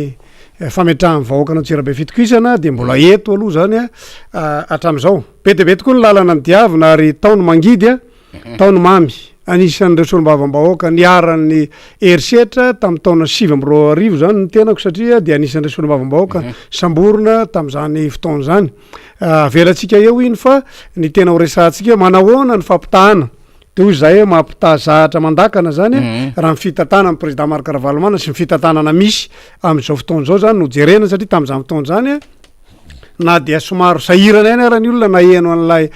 terme hoe mapy tamin'izany fotoana zany tsy de mbola latsaka atao an-tsain'ny olona loatra le hoe Madagasikara perinasa dia ny fampiarana an'izany zay neken'ny mpamatsy vola iraisam-pirenena dia anisan'ny lalana anankiray tena nampahaingana kokoa zany zany fampandrosoana zany satria de niainga avy ny fotony mihitsy zany fampandrosoana ka ny commune mihitsy no sy mifokotany zany niangany zany fampandrosoana zay lay programme anasa ny président Marc Ravalomanana rehefa nisy apahany maro zany efa nisy ny tanterahana any raha tsy resaky tsika raha nanao sekoly président Marc Ravalomanana tamin'izany fotoana zany dia tsy hoe sekoly ray isaky ny district natao fa saika nisy sekoly maromaro raha tsy tery fa Tsirabe faharoa fotsiny zao tsika ny rahana tamin'ny AFD fa raha fa kely ny angambany de sekoly telo isaky ny commune angambany natao tamin'izany fotoana zany zany hoe ny faindohana ro satria ny rahantsika narala moa fa tapaka tenatenany teo zany ny fitondran'ny président Marc Ravalomanana tamin'ny taona 2020 rehefa nisy mifanokana-panjakana teto Madagasikara nambaranao teo fa nanantena zavatra tokoa zany reo mpiaraka tamin'ny ny olona zay nanongana ny président tamin'izany fotoana zany kanefa inona ny teo zy namana rôle merci zany akanjo inona ny teo fa dia mijaly fadiranovana ny vahoaka amin'izao fotoana zao ary maro no manenina amin'ny reo zay niara-dalana taminy ary manam-porofan'izany moa zao fahitantsika ny fisaratsarahana misy amin'izao fotoana zao dia mahatsapa fa tsy misy olona fa tsy président Marc Ravalomanana aloha hatreto no manana an'izay vision na vina hitondrana fampandrosoana aingana raha jerentsika ny lafiny iraisam-pirenena ny anisan'ny arakaraka tamin'ny président Marc Ravalomanana ny Rwanda reny Paul Kagame reny zany hoe raha teo président zany dia mety efa nihoatra mihitsy Rwanda reny aza ny lafiny ara-toekarena teto Madagasikara tsika ane tamin'izany fotoana zany namana faniry efa nahatratra 7,20 teo angamba ny arikarena teto Madagasikara efa ho be kanefa amin'izao fotoana zao raha tsika malala zany fa de moins 7,10 zany ny arikarena fa ho be zany hoe tena mitotongana ary tamin'ny 2021 teo moa raha tsy diso dia ray faingo valo angambany izy teo ary fampanantenandra reo tamin'ny fitondrana moa tamin'ny loi de finance tamin'ry de hoe hiakatra hatrany amin'ny 4 faingidimy nefa io ny zava-misy tsy ny fisiany covid teto Madagasikara mihitsy akory no ananany fitondram-panjakana motifa hoe mahatonga ny tsy fampandrosoana na ny arikarena teto Madagasikara fa ny tsy fahaiza mitantana raha ny jerena amin'ny lafiny ray ara dia anisan'ny nanampy a Madagasikara ny fisiany covid iny satria anisany azahoantsika fanampiana maro de maro mihitsy zany iny kanefa de ny rahantsika nalala araka ny resaka ao teo moa fa dia taridrano kilailaka dia mani zany mibetsaka ary anisany misy maro ny olona voatonona tamin'izany zay lasa mpanefoefo tapoka tao anatin'ny fahoriany vahoaka malagasy ary maro moa no namoy aina zay miondrika mpanajana am'ireny namoy aina rehetra ireny zany tamin'ireny fotoana ireny hatramin'izao moa mbola misy moa zany valanaretiny zany tsy dia mivavaka ihany koa ho an'ireo zay tsy salama maninona ny resahany zany rehetrarehetra zany zany fampitahana rehetrarehetra zany de hafa ny olona entitra manana programma mazava tsara hitantanana ny firenena ny natao tamin'ireny moa dia fitomana lakilosina famendrofendrona vahoaka malagasy tamin'ny resaka hoe manao monopole zany ny président Marc Ravalomanana fisiny magro zao nefa sika samy malala daholo fa tamin'ny fisiny magro teto Madagasikara zany de afaka nitazona ny vidiny entana indrindra ny PPN ny fanjakana tamin'izany fotoana zany satria dia tsy niakatra mihitsy zany vidiny PPN teto Madagasikara amin'izao fotoana zao de raha tsika mahita fa tena tsy hivoafeh ary lay ministra ny varotra moa zany zay nampanantena ary nanao eraoera be ny hidina tany rehetrarehetra zany de tsy hita mihitsy vokany amin'izao fotoana zao fa dia fiakarany vidim-piainana aloha zao ny zavatra misy amin'izao fotoana zao ary tsy hoe miakatra kely fotsiny fa tonga de fiakarana dangana mihitsy ary reko tany an-dalana ny fandarana nataonareo teo fa tena hoe mahantra ny vahoaka malagasy ary efa tsy misakafo itsony eny fa nany mpamboly aza ny ambanivohitra satria mandalo fahasahiranana koa vokatry ny toetrandro zany raha ny faritra Tsirabe faharoa eny amana-paranatsika azy député José solombavombaoka ianao manaraka raharam-pirenena ianao manaraka ny raha zava-misy ihany koa era-tany na de any ambanivohitra any ary député José mino fa maharaka tsara ianao ny zava-misy ny ady eo amin'ny Russie sy Ukraine tena betsaka ny fanio-kevitreritseroa fa betsaka ihany ko ny lecture amina géopolitika zany na diplomatika na stratégique par rapport am'ty ady ty ary lasa misy fiatraikany le izy aty Madagasikara ary iainantsika zany am'ty baril le fanresanao ty resantsika ihany ko ny zavamisy eo amin'ny fitotonganan'ny euro sy ny dollar efa nresana teto zany lasa mahazo aina kely le ariary raha ny zavamisy maneran-tany na nitikitika koa ny fanazavana teo anisan'ny mpamokatra varim-bazaha blé Atsirabe faharoa fa raha eo amin'ny sehatry ny famokarana sy fanondrana koa exportateur sy producteur mondial dia Ukraine sy Russie koa no anisan'ny tompony zany kanefa de menjera koa zany sehatra zany eo amin'ny sehatra raisam-pinena zany hoe raha mikofoka mafitsika zany de mba anisan'ny tsara manana chance le Madagasikara fa le fitantanana tsy mahomby mba mety manana fomba fijeriny député José ianao manoloana an'le zavamisy eo amin'ny sehatra raisam-pirenena io amin'ny sehatra raisam-pirenena aloha amin'ny ankapobeny zany ny adiny prala zany raha jerena amin'ny fijery fotsiny aloha amin'ny ankapobeny zany ny ady misy eo amin'ny Rosiana sy ny Ukrainiana fa ny tena zavamisy de adiny tandrefana sy ny tatsinanana zany zavatra misy amin'izao fotoana zao safady satria nahoana dia misy fanitsakitsahana zany lay fifanarahana raisam-pirenena zany zay natao zany amin'ny tsy fanitarana itsony ny vondrona OTAN any amin'iny ilany atsinanany iny fanazanana tsy zany zany efa dia manamelo koa ihany koa zany ny tena aloha zany maha olombelona no voamandraha zany ny amin'ny hoe fanafiana ihany koa zay tena isina aina marobe zany am'izao fotoana zao Ukraine ary miapatrapatra mihitsy raha hita tamin'ny télévision mali ny fandevenana andreo reo akoatra ny tsoka satria firenena manano maizy azy ihany koa izany Ukraine zany ny zavatra misy zany na tiana na tsy tiana dia tsy nieritreretina hoe somary ho lava io ady any Ukraine io satria dia hatramin'izao efa mananika ny 4 andro fa de mbola eo ihany zany ady zany any Ukraine dikan'izany dia misy fiatraikany ngeza be io zany amin'ny lafiny ara-tsolika eto Madagasikara araka nambarako teny amboalohany teo ary ny gaz moa na de hoe tsy miaina mivatana am'izany aza zany ny vahoaka rehetrarehetra de isy fiatraikany ngeza be zany rehefa miakatra isolika io satria any France araka andresantsika teo dia efa manakaikikaiky ny 2 € 10 centime manoany zany ny vidiny solika raha atao kady tsotsotra amin'ny vola malagasy zany de efa manakaikikaiky ny ray alina any ka raha eto Madagasikara zany no hiakatra izany vidiny solika zany am'izao fahoriana efa mianjady sy mampikoaikoaika ny vahoaka malagasy izao de tsy maintsy hiantra ary isy fiatraikany goavana any anivon'ny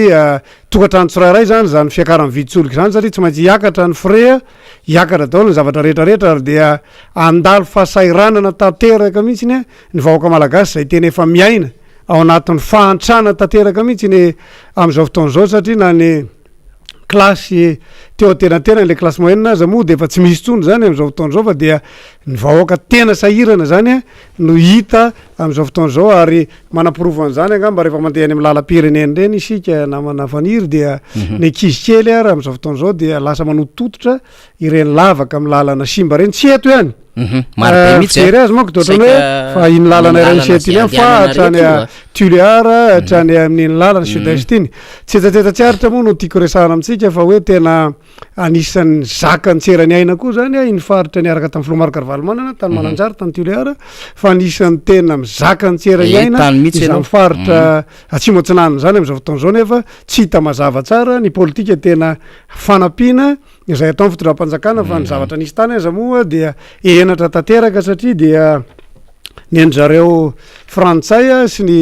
mpamatsy vola samy hafa reo de izy tenany mihitsy no zara ny fanampiana tany midiky zany fa tsy manana confiance na tsy manana fitokisana itsony amin'ny fitondram-panjakana malagasy ireny firenena lehibe reny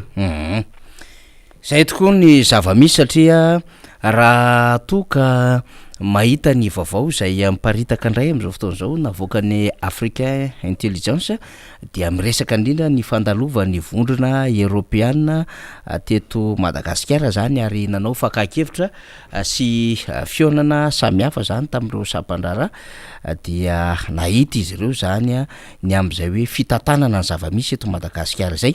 dia hitan'ny African Intelligence zany tamin'ny document zay nataony mission diplomatique ny vondrona Européenne zany ny zavatra zay nambaran'izy ireo io soratra mangamanga io fa dia inefficace sy inefficient zany ny fitondram-panjakana malagasy raha ohatra lizy ka adikatsika hoe zana adikatsika ihany de hoe sady tsy mahomby ny tsy azo antenaina no tsy de misy zavatra goavambe zany zay vokatra vitan'le fitondram-panjakana zany hoe tena negatif tanteraka zany ny notin'le fitondram-panjakana zany eo amin'ny sehatra iraisam-pirenena vondrona europiana iny zay navoaka ny africain intelligence iny zany de le mpanombana zany misy le mpanao tombana misy manombana koa zany hoe raha manao tombany gouvernementa zany ny filoham-pirenena de izy koa tombana ny sehatra iraisam-pirenena député José de efa mivoaka ny tomba ny sehatra iraisam-pirenena ho an'ny fitondram-panjakana sady inefficace ny inefficient le fitondram-panjakana voambolana tena mandreraka be mihaino an'izany eo amin'ny sehatra iraisam-pirenena satria mission diplomatique no anao an'reto évaluation ndray satria zay mihitsy le izy de inona moa zany ny antony ilazantsika an'izany ny amina hoe mialohan'ny fivoahan'le gouvernementa dia mivoaka indray le faneho-kevitra ngeza be avy any volony europiana de tsy fantatsika hoe mbola ho aizy ty firenena ity député José na inona aloha zany horesana inona de somaro nanahirana kely any zareo amin'ny vondrona europiana iny lay fanapahan-kevitra ny raisin'ny gouvernementa fanambarana ny sabaka fanambarana iny zany satria tsy manana foto-kevitra mazava tsara lay voambolana de marina fa ireny fifandraisiny raisam-pirenena reny rehefa milaza voambolana matetika de somaro voambolana ara diplomatique zay no filazany azy ka am'ty koa zany efa zany hoe langage diplomatique moa zany fa ity koa zany efa dia zavatra mavesatra mihitsy raha dika amin'ny teny malagasy zany voambolana zany dia mana-pirofo ihany zany namana faniry am'lay hoe tsy manana qualité hitondra fantatsika zany teny nalaza be zany tany amin'ny taona sans qualité ary tahaka an'izay zany zavatra misy am'izao fotoan'izao ka na inona horesahany eto na inona horesahany eto amin'ny resaka mpitsambana ny gouvernementa io dia maly tsy miova ihany io satria ny mpitantana sy ny mpitondra mihitsy no efa tsy manana programma mazava tsara hitantanana ny fitondram-panjakana fa fitantanana gaboraraka misy eto Madagasikara voaingany reny raha tsika nahita resaka volamena hatram'izao ane ny volamena mbola tsy fantatra hoe nakaizy 7 kilao 7 kilao akoatra ny mivoaka tsokosoko dia tsy misy hoe tena ahoana ny tantanana zany fanjakana tsara tatana zany anisany nampiavaka ny président Marc Ravalomanana zany fanjakana tsara tatana zany ary tsy nanavahany anizaniza mihitsy fa naiza rehefa tsy nety eo amin'ny fitantanana de nandraisana fanapahan-kevitra eny ara député José niazana nitazoma lavalava mihitsy mifaneho-kevitra miaraka aminao mahafinaritra koa ny faneho-kevitra zany maniry ny hiverena ny député José amin'ny fotoana manaraka indray eto anivon'ny miara-manonja MBS Radio Mata ho antsika ny Antsirabe rehetra any koa de manao kokoa antsika zany satria dia vao tamin'ny herinandro nandalo teto ny havako aby député ny Antsirabe 1 de zao indray ny député ny Antsirabe 2 de mahafinaritra zay fandraisana anjara izay amitafa amintsika rehetra indrindra ihany koa maneran-tany satria de anisy nanontany ihany tsika député José ny aminy hoe efa liny zay te aheno ny solombavamboaka ny Antsirabe de efa inizatsika ny solombavamboaka de efa niretsika zany ny verimberenana eto matetika indray fampizarana ny vaovao any ambanivohitra rehetrarehetra any satria de tena mijaly tokoa ny tatsa ary betsaka le oeraoera fa rehefa taterinehitra n'izay mivatana lizy de mahafantatra mihitsy le zany ve ny zava-misy any ambanivohitra any fa de mametraka ny veloma mandrapitafa ho an'ny député José andrianatenaina indray zany ny fandarina miara-manonja dia mamerana fisaorana anareo eto amin'ny miara-manonja ary tsy teto tokoa zahay nandritra ny fotoana lavalava satria nisy ny editsy andraikitra zay natrehana ary am'izao fotoan'izao moa efa milamina tsara zany zay ary dia ho avy matetika eto androa moa zany tokony araka teto zay solobavamboaka afako aby ialana tsy indrindra ny feo koa raha somaro reraka satria tamin'ny telo maraina zay niala tany Antsirabe namonjy fivorina tatia tanà ary dia niezaka namonjy an'ity fandarana miara-manonja ity ary dia mametraka ny veloma mandrapitafa veloma manao soasoavina veloma manao tsara hotsarona mbola eo neto ndray tsika amin'ny fandarana manaraka misaotra tompoko lahy makasitraka tompoko vavy eny ary omentsika lalana député José andrianatenaina Olivier zany anarana daholo zany ao anatin'izay de mbola misy Anthony ihany ko de misaotra betsaka député de makasitraka anao tokony niaraka tamintsika ihany ko député Rambo fa zany daholo ny adidy amanandraikitra satria izy ty nge de tena miazakazaka ho antsika rehetra miazakazaka ohatrany reny hoe azakazaka 100 metatra misy fefy reny zany na 100 metra le fandehan-draharaha-pirenena am'izao fotoana zao de raha fa diso famindra kely fotsiny tsika de voadoana le fefiny zany le anaovana an'le azakazaka de zay mahatonga tsara mihitsy ny amintsika le oam-pitenenina teo fa somary very kely izy le hoe tsatokazo eo amin'ny sampanandalana io tsy misakana anao tsy andefa mitazana anao heritreritra zay zany le hitondrantsika an'le raharaha am'izao fotoana zao hoe mila misaina tsara isika am'le fandehan'le raharaha ozy izy pasteur Andriamanjato taio fa lasa korazana izy tsy maintsy misaina tsara ny amin'ny fandehan'ny raharaha sy ny rehetrarehetra satria tena misy zavatra be da be mihodina zay maka allure sy maka amina tena azakazaka mafy be mihitsy am'izao fotoana izao de ohatrany hoe raha le fiaramanidina le izy zany ino mandeha avy aty amin'ny tany iny izy de midécolle de miainga de amin'iny aloha zany le mbola mifikitra tsara daholo ny rehetra de tena mihaino tsara mihitsy ny toromarika ny mpanamory ara-barotra de amin'iny le mbola tsisy mahazo mamamy fekibo zany mba iarovana ny aina samy fampijerijery no mivavaka sy ny sisa de mahazo am'lay lalana am'izay zany le hoe efa tena stable tsara le lalan'le fiaramanidina zany de eo am'izay vao mamahatsara zany am'lay inona moa zay fekibo sy ny sisa fa eny andalany endray de mandalo an'le lalana misy rivotra sy le fihotahotahana samy hafa de miteno mpanamora ara-barotra sy ny ao anatin'ny fiaramanidina tsy ho taitaitra sy ny sisa zany de ohatr'izay mihitsy le izy misy zone naturbulence enjana be mihitsy zany mandeha am'izao fotoana zao tena hita mihitsy de hoe hotody sa tsy hotody ohatr'izay mihitsy le lalan'le Madagasikara zany fa mandeha eny amin'ny lalany eny koa mandeha ny vorona samy hafa reny tena manidina manahirina fiaramanidina reny mifandona amin'ny vorona fa rehefa mandeha ihany koa de mandeha koa ny toetrandro ratsy de ratsy ny toetrandro eny ambony eny dia zany le lalantsika io mbola tsy miaterira mihitsy zany tsika io zany am'izao fotoana zao fa mbola anatin'le fazan'le mandeha am'le lala tsarotra be mihitsy zany de hoe ahoana ho tafavoaka sa tsy ho tafavoaka zany de eny ambony eny moa zany misy karazany maromaro no mitondra azy eny ambony eny de hitantsika eo le izy mahatondra baolina ve fa ny commande ety ambonin'ny tany aloha zany de mandeha ihany fifaneraisana sy fifaneraserana zany amin'ny any anatin'ny baoly zany mba ahafahana zany mampita tsara de le malagasy zany tena izay mihitsy le izy hoe tena misedra n'le ahafona tsy misy mangirana misy le malagasy miala covid de mipotra ndray ny resaka cyclone de mipotra ndray ny resaka ady any Russie sy Ukraine zay misy ifandraisany amin'ny resaka solika rehefa kelikely misy ifandraisany amin'ny resaka tsena iraisam-pirenena sy mifamorona asa sy mifamana entana eo amin'ny sehatra iraisam-pirenena dia tonga hatramin'ny hoe manana ny position ny vonona Europeana sy ireo mpamatsy vola Madagasikara noho ny position Madagasikara ny Tsabaka de tsy mety afabela misy tsika ohatra misy état d'urgence hafahafa foana mipetraka eo ambony lohantsika eo de ny epeany Damoclès samy hafa moa zany vao miaintsika tonga de voadona ny loha zany le zavatra iainan'le Madagasikara am'izao fotoana zao de zay ihany koa le mbola hotenentsika hoe nisy fotoana ny solombavambaoka ny Madagasikara Rambo Salama Emilien député Rambo nametraka mazava tsara mihitsy fa raha nahay nametraka ozy izy le fitondram-panjakana ny direction mazava hoe miala eto amin'ity lalana ity makany amin'ny lalana zao de mipetraka tsara mihitsy reto ny ekipa iainga de mipetraka tsara mihitsy reto ny vatsy eny an-dalana de mipetraka tsara mihitsy ity ny karta ahafahana manazava an'le lalana rehetrarehetra de makato de mipetraka tsara mihitsy ohatrohatron'izao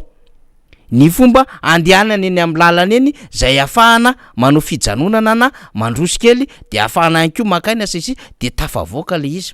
satria ohatrohatran'izany ny fomba fiady miaramila mametraka paikady mazava rehefa hiazo amina lalana anankiray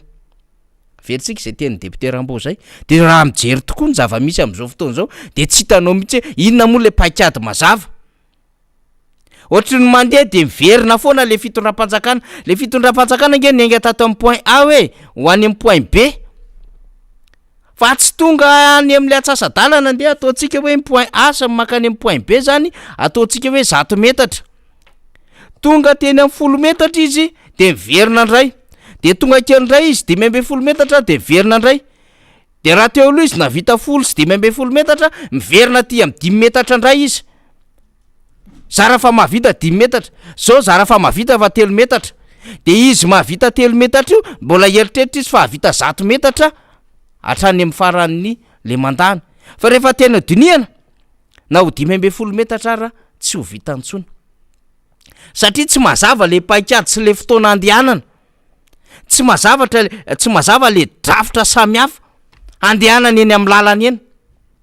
tsisy plan hoe ity le izy de miala eto de maketo aloha de eto makaina kely de eto mijery de misava lalana kely de eto mandrotsaka kely an'ity de ato ndray ekipa daholo miaraka io ary ekipa tsy mifanary eny an-dalana ekipa mifanohana eny amin'ny lalana eny ary miasa ireo ekipa ireo satria zay ny azona n'lay tanjony hotratrarina le lalana ho ale de travail d'équipe io fa tsy mahita anjany tsika io raha miresaka n'ity fitondram-panjakana ity eritry ny samy mandeha de rehefa jerevantsika zany izy hoe niainga teto amin'ny point A ho any amin'ny point B de ozy le ekipa samy hafa miaraka an'le filoham-pirenena hoe monsieur le président tsy ino ny lalana de miteny le anankiray mitsofoka makary fa ary iny mety amin'io de mandeha any anatin'le kizo le izy ay any zany de miteny ndray le ato aoriana ohatry ny tsy izy iny fa ry misy tilo ry ny lalana tena mety atongavana any de lasa ndray ndao ary verina fa andeha amin'iny tsika de miteny ndray tsy izy ty fa aleo miditra ty anaty rano misy tsika fa ry rano rino izy fa io rano io tsy mampaninona fa misy voay io fa miandry arivariva eo tsika mandeha na salam zany ahoana andeha satsy andeha de eo ny misasany andeha sy manomboka tairaka am'izay ny asa samihafa zany ange le sary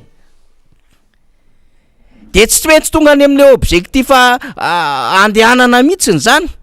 de vao tonga navita 10 metatra ho zay nresantsika teo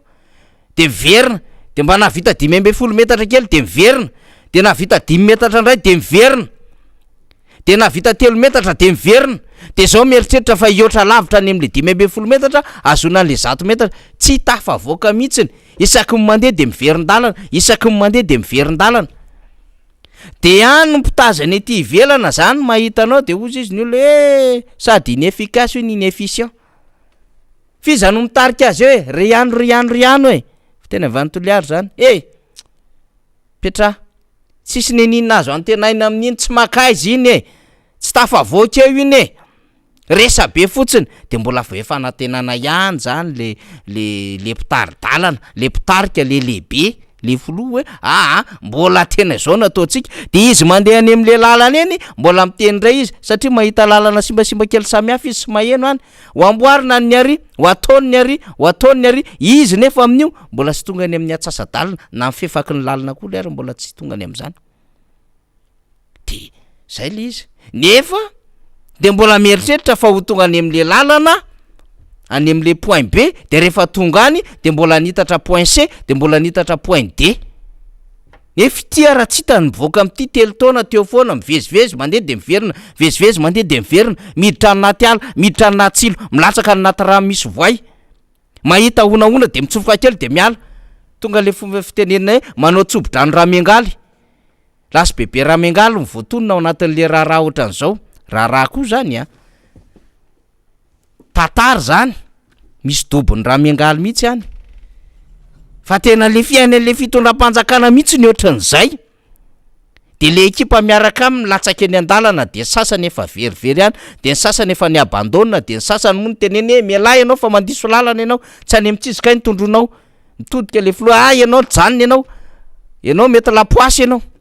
de am'zay farany sasany nanapa-kevitra vo farany ty hoe zay tsy araka aminareo tsoniko tsy ho tonga any lalanareo ohatr'izay le sary rena rahabe mananjary zay mihitsy le sary ary mpanao caricature tena miainga mihitsy ny aingam-panahiny am'izao manoloana n'ity raharaha eto Madagasikara ity zany ny vaovao faraparany aloha momba nyty resaka Ukraine tya raha ny resaka vidin-dasantsy aloha zany eo amin'ntseny iraisam-pirenena somary nidina le izy fa zao mbola tsy latsaka ny $100 ny ray baril aloha hatramin'ny androany fa teo amin'ny $100 mahery kely eo zany zao ny vidin'ny ray baril eo amin'ntsena iraisam-pirenena fa ho antsika eto Madagasikara mbola taolany zany mbola taolany zany ary ty resaka Ukraine ty mbola tsy fantatra mihitsy zay hiafarany izy io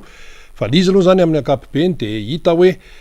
misy fitiavatena ao anatin'ilay raharaha misy fitiavatena zay zany amin'ny fomba fijery malalaka zay global zay misy resaka fitiavatena ao anatin'le izy fa na zany na tsy zany ho an'ny firenena efa sahirana sy mahantra ohatra Madagasikara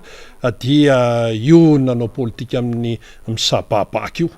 eo amin'ny resaka diplomasia zany satria tsaingohan'ny Europeana sy ny OTAN vato tsaingohan'ny Rosiana vato de teo anelanelany teo dia manao politika misabaka eo amin'ny resaka diplomasia international de io moa zany izay ny fanapahan-kevitry ny ampitondra dia hitantsika eo ny toy fa raha ity ady any Ukraine ty aloha zany raha ny vaovao farany tato anatin'ny 420 ora de mampanahy be ihany le satria sika mietrehitra hoe vavahana amin'Andriamanitra hoe engana io ka mba hifarana amin'ny faran'izay aingana fa raha ny zava-misy ohatra tsy zany le izy ihany fa dia lasa mandrangaranga fitaovam-piadiana amin'izany amin'izao fotoana zao ny vondron'ny Atlantika avaratra na ny OTAN dia efa tonga any amin'ireo firenena ao anatin'ny OTAN zay manamorona ny Ukraine zany hoe avadia andrefana zany ny efa fitaovam-piadiana mahery vaika ny miaramila Amerikana ny US Air Force efa tomby ihany zay tonga any amin'ny firenena takany hoe Letonia sy ny sisa zany manamorona ny Ukraine avaty amin'ny ilany andrefany Ukraine no misy an'izany rehetrarehetra zany ary le fitaovam-piadiana tsy mba hoe fitaovam-piadiana hoe maivamaivana fa tena enjana be reny fiaramanidina piady reny ny helikoptera piady isan-karazany reny apasy reny efa miaoao zany hatrany avaratra hatrany Norvezy tia Letonia tia Romania any Polonina ihany koa de efa tonga any amin'ireny toeran'ireny zany reo fitaovam-piadiana sy vata miaramila maro de maro tokoa tao anatin'ny 720 ora 720 ora zany dia izay no zava-misy de hoy ny mpitazana hoe tena horaikitra ve ty sa tsy horaikitra tsika tsy hoe mampatahotra fa zava-misy zany resahan'izany raikitra sa tsy horaikitra dia hoiteo aloha zany ny fivoaran-draharaha fa raha miperita aloha zany miperita ekonomika dia fa tena misimisy ihany misimisy ihany satria raha io resaka vidina petrôly io fotsiny zany zao de fa tena tsy araky ny eritreretina ny fisehoany ny tsika zany vidin-dasantsy eto Madagasikara am'izao mbola niainga tam'le vidina petrôly tamina baril mbola tsy nisy ady mbola tany atao hoe heritaony atao amin'ny heritaona lasa tany zany ny tsika io dia hoiteo ny fahaizan'ny mpitondra nefa mpitondry reto atao misambadidaka be ny ihany tsy hita zay fandeha no ravana tsy ravana mitranga memitra milolalola tsy fantatra tsony nefa le toe-karena tena manahirana be zany ankehitriny akoatran'izay ihany koa ireo firenendehibe mba tsara ihany mahalala an'izany zao hoe tafiditra ao anatin'ny tirarahan'ny Ukraine ty dia tsy maintsy mitombo ny vola ampiasainy zany any amin'ny resaka fitaovam-piadiana fa io tanky io ane reo olona io avion de chasse io ane reo olona tsy mandeha amin'izao fa mandeha carburant de 4 litre matapitrisany litre no atotony ao reo miaramily reo mena indamnité reo mena sakafo reo sy ny sisisisa zany zao mamaika ny Amerikanina sy ny Rosiana de tsika manoloana an'izay mba ahoana zay le izy dia maraparanantsika azy ary dia iverina kely tsika amin'ity resaka hoe fomba fanendrena olona ity fomba fanendrena olona resaka hoe inona ny fepetra inona ny critera satria am'izao fotoana zao zany de fa mandeha ny rehetrarehetra any satria hoe hovana ny gouvernemanta isy ministra ho asorina misy olona vaovao ampidirina sy ny sisa de mandeha ny consultation isan-karazany resaka ny ananonany sy ny hoe fanaovana interview tsy le hoe interview amin'ny gazety ny tena tenenina fa hoe afatarana an'le olona zany hoe izy anao inona nataonao ny diplôma sisa dia eo ny tiantsika ho resahana kely rehefa atao zany ny présentation hoe ity ny gouvernemanta vaovao reto ny mpikambanao anatin'ny gouvernemanta hatram'izay io de inona ny zavatra tononona zany de hoe zao ny diplôma an'le olona ranona de atsangana le olona ranona izy de manana ny diplôma zao de zay zany ny tena mirentirety eo fa ny akoatran'izay tsy fantatsika eny mety misy hoe resaka moralité any ambadika any ezany izy hoe any ambadika any fa ny hitatsika eo amin'ny écran no enitsika amin'ny radio de mombamomba n'le olona ny amin'ny hoe faripaizana ananana ka raha ohatra zany ny resaka faripaizana tompoko no hitsarana ny fahaizana amin'ny tantana firenena tsy ohatran'izao Madagasikara tsy any moins 7 ny fiakaran'ny arikarentsika fa pozitif tony nefa nisy hatramin'ny fitondrana hatramin'izay tamin'ny fitondrany dideratsiraka pozitif ny arikarena aloha miemitra kely mihitsy hatrany amin'ny Philbert Tsiranana positif dideratsiraka positif taty amin'ny président Marc Ravalomanana positif ny arikarena taty amin'ny président Hery Rajaonarimampianina positif ny arikarena za tsy resaka le tetezamita atao anelanelany tao fa le am'izao no resana raha-pitaina am'ireo izay président zay voafita amin'ny alalan'ny fifidianana dia négatif ny résultat zany amin'izao fotoan'izao ka eo am'le hoe fijerena olona de misy miteny hoe lany olona ve sa ahoana de eo mipetraka le hoe ny olona betsaka tompoka ny olomanga betsaka fa ny olomarina tena hoe maneho fahamarinana iny no tsy teny hoe tsy hoe ahoana fa iny zany no tsy hita misongadina ary ny olona manana ny fahamarinana dia manetry tena tsy mba misehoseho zany ny olona tena hoe manaraka n'izany fahamarinana zany sy tena mafy ny asa fiainana andavanandro izany zay zany mba hoe fanamariana kely fotsiny namana faniry momba ny io le resaka fanendrena olona io fa dia ny hita aloha zany zao de sahirana ny ao amin'ny fahefanam-panatanteraka ao sahirana satria ny tao anatin'ny tao araha mivoaka taka ny olon'ny MMM mivoaka izy ka izy tsy te hoe ahoana sy ahoana de alona nanaja teny tonga de hoe zay tsy andray anjara am'izay gouvernemanta tonga eo de ny hafa ihany ray milazany hoe izay raha ohatra zay tsy raisina tsony de mipetraka zay fa raha mbola misy moa ny ilana anay de zany le fahaizana miodina tsy miodina roa kanefa lay fiainan'lay vahoaka zany mila fanapahan-kevitra entitra fa tsy resaka tia milolalolo ty mbola manakambarana manafaniry tsika moa zany sady mampita ny firaretso ihany satria maro be mihitsy ny mirarokopa anatiny fisaorana ny député José tamin'ny nivahiny any teto de ampitaitsika any am'izay fisaorana ny député José zay zany ao anaty commentaire ny page ny MBS eo zany maro be mihitsiny zany fa ny resaka lalana aloha zany de anisan'ny tena hoe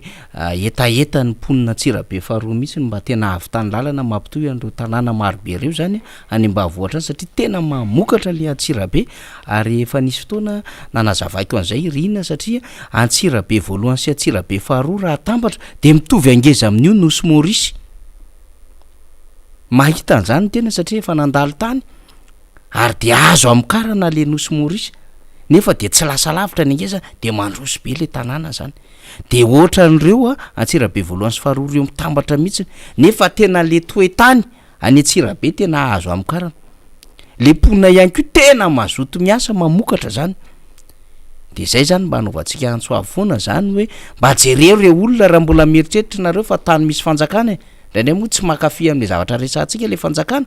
fa ndraindray koa le oeraoera ny lasa aloha de le lalana tsy am'izay tokony isy de potika le lalana efa avy nakana sary fotsiny hoe miasa ao anao ny anina miasa ao anao de manaonao akanjo orange sy anina kely eo de eo izy menakavy mody mandrondroka kely eo de mody manao mametrapetraka kely an'le pavé de mametrapetraka kely an'le lartissement sisy fa tsisy asa tena valina sy tena hoe maharitra le asa tsy ohatran'izany mihitsy le izy de zay zany a mba metrahan'le vahoaka hoe raha mba misy fanjakana raha mbola mieritreritra fa misy a de zay no tenentsika izy tahaka ny tabatabainy député Rambonge momba nyty trano dimy ty eto Anosy-Patrana hoe amboary io fa tsy izy io zao ny zavatra mahazo aty amin'ny boribory tamy faefatra de nikitika atrareo de mbola mitony hoe likanalina zay mandalo ato boribory tamy faefatra mba diovy mba asokiro anareo tokony andraiky mpanjakana sy ny apipa sy ny nivon'ny aménagement territoire moa no tena voakasika zany fa tena anisan'ny mampijaly an'le vahoaka ary miakatra ny atokantrano ny rano maloto satria tsetsina lay kanalina zany indrindra mifandray amin'andretany zany zany hitaraina zany de vokatry ny asan'ny solombavam-bahoaka ohatran'izay satria ny solombavam-bahoaka de miteny foana de mba misy any le fitondrana indraindray asa ngamba mba tsy te ho be marenina ary mba te ampiseho ihany koa zany fa tena mba misy zavatra ataony de mba mandray azo raisina ihany am'izay zavatra zay tapatapaina so resahany eto satria itsika koa de tsy natao amalifaly an'le izy eto fa de miteny an'izay zavatra tokony tenenina de ohatran'ireny zany le vokatra zany hoe rehefa miteny ny solombavam-bahoaka isan'andro amboary ty efa nitenen'ny solombavam-bahoaka député Rambonge ito lalana ito Anosy zato ito amin'ny lalam-pirenena voalohany hoe tena mandeha le tomobile le fitondram-panjakana ny PM ny raisin'ny lalana tam'izay na tena anatin'le lavadavaka fa hoe tsy maintsy amboariny io fa tena tsy mety io fa amboary fa tsy mampisy an'ilay tena hoe fifandraisana zay nge na tsara n'ilay fitondrana teo aloha mifandimbe na intsinjolavitra hoe ty lalany ty mitondra tena n'izay hoe fifandraisany rehetrarehetra zay mampifandray zay le lalandra mampifandray nitsatsona hoe ny lalana tsy azo anina moa tamin'ny fotoanandro zao manenina tongotra matanana daholy de raha ohatra zany tsy mahatsiaro tena le mpitondra fanjakana fa zava-dehibe mifanamboaran-dalana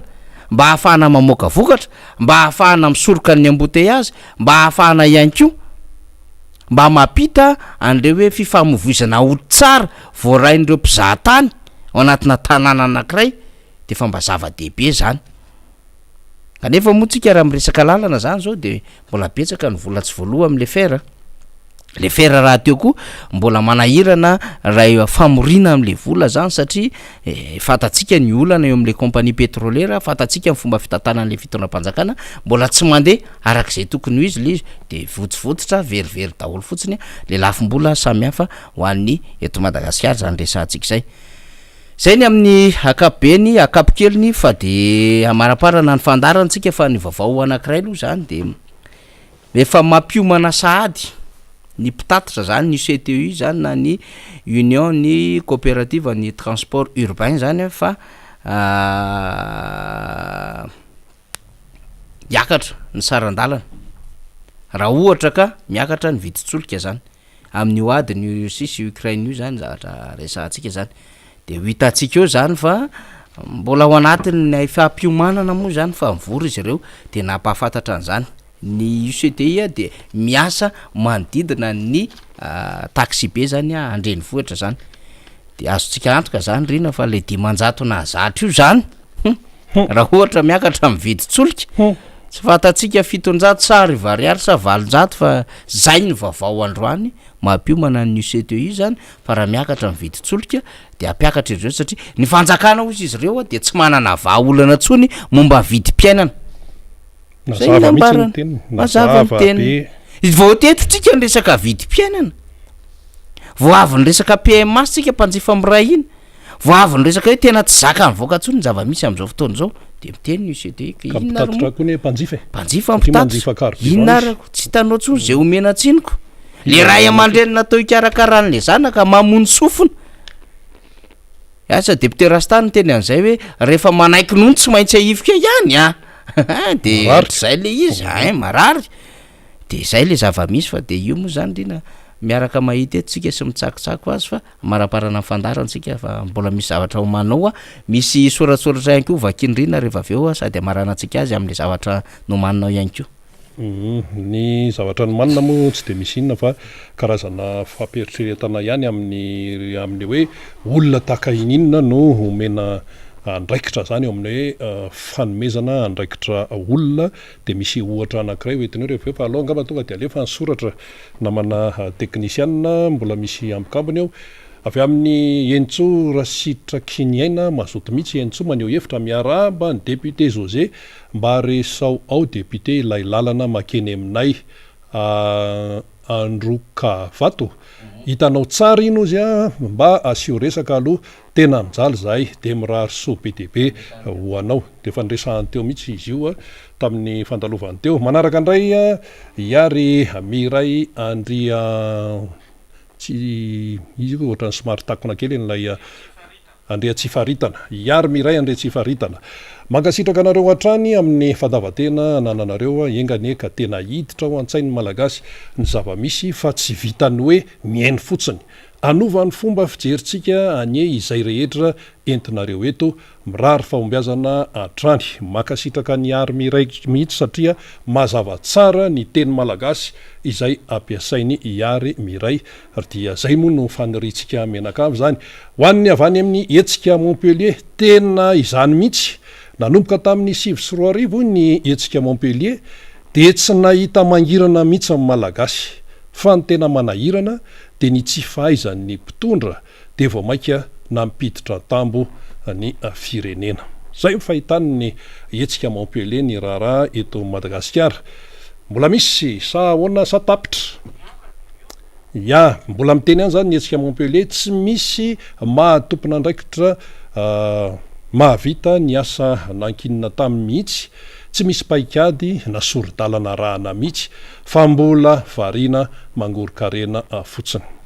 fahitan'ny olo-pirenena zany avy amin'ny club Géant ndray de hoe very foana sy lany andro amin'ny malagasy fa fitondrana efa tsy afaka intsony ireo na isolo injato aza nefa anelanelan'izay le firenena mitoy mikororoso hatrany ka dia mandra-pahatonga ny 320 angamba de any akady no iafarany ny fiainam-pirenena raha ireo no mbola eo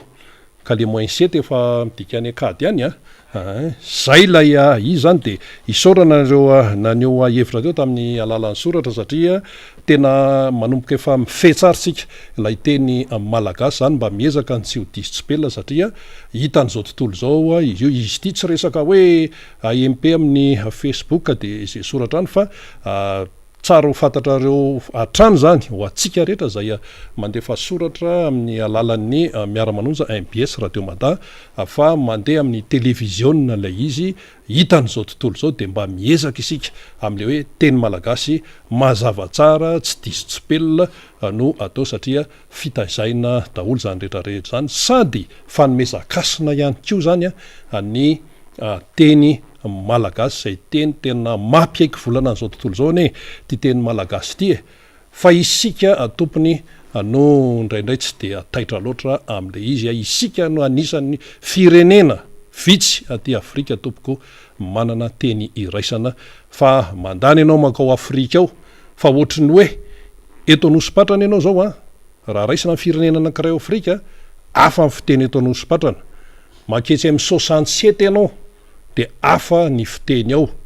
misy an'izany ao firenena ao Afrika eo de lasa mindrana teny pirenena hafa ahafahana mifandray raha io teny anglisy matetika na io teny frantsay tsika tsy ohatran'izany fa ny teny malagasy dia mampiray atsika mianakavy ihany keo ary ireharehantsika izay no masaka tamin'ity fotoana ity isaorana ianao naharitra hatramin'ny farany de ho samy tahin'Andriamanitra isika mianakavy veloma tompoko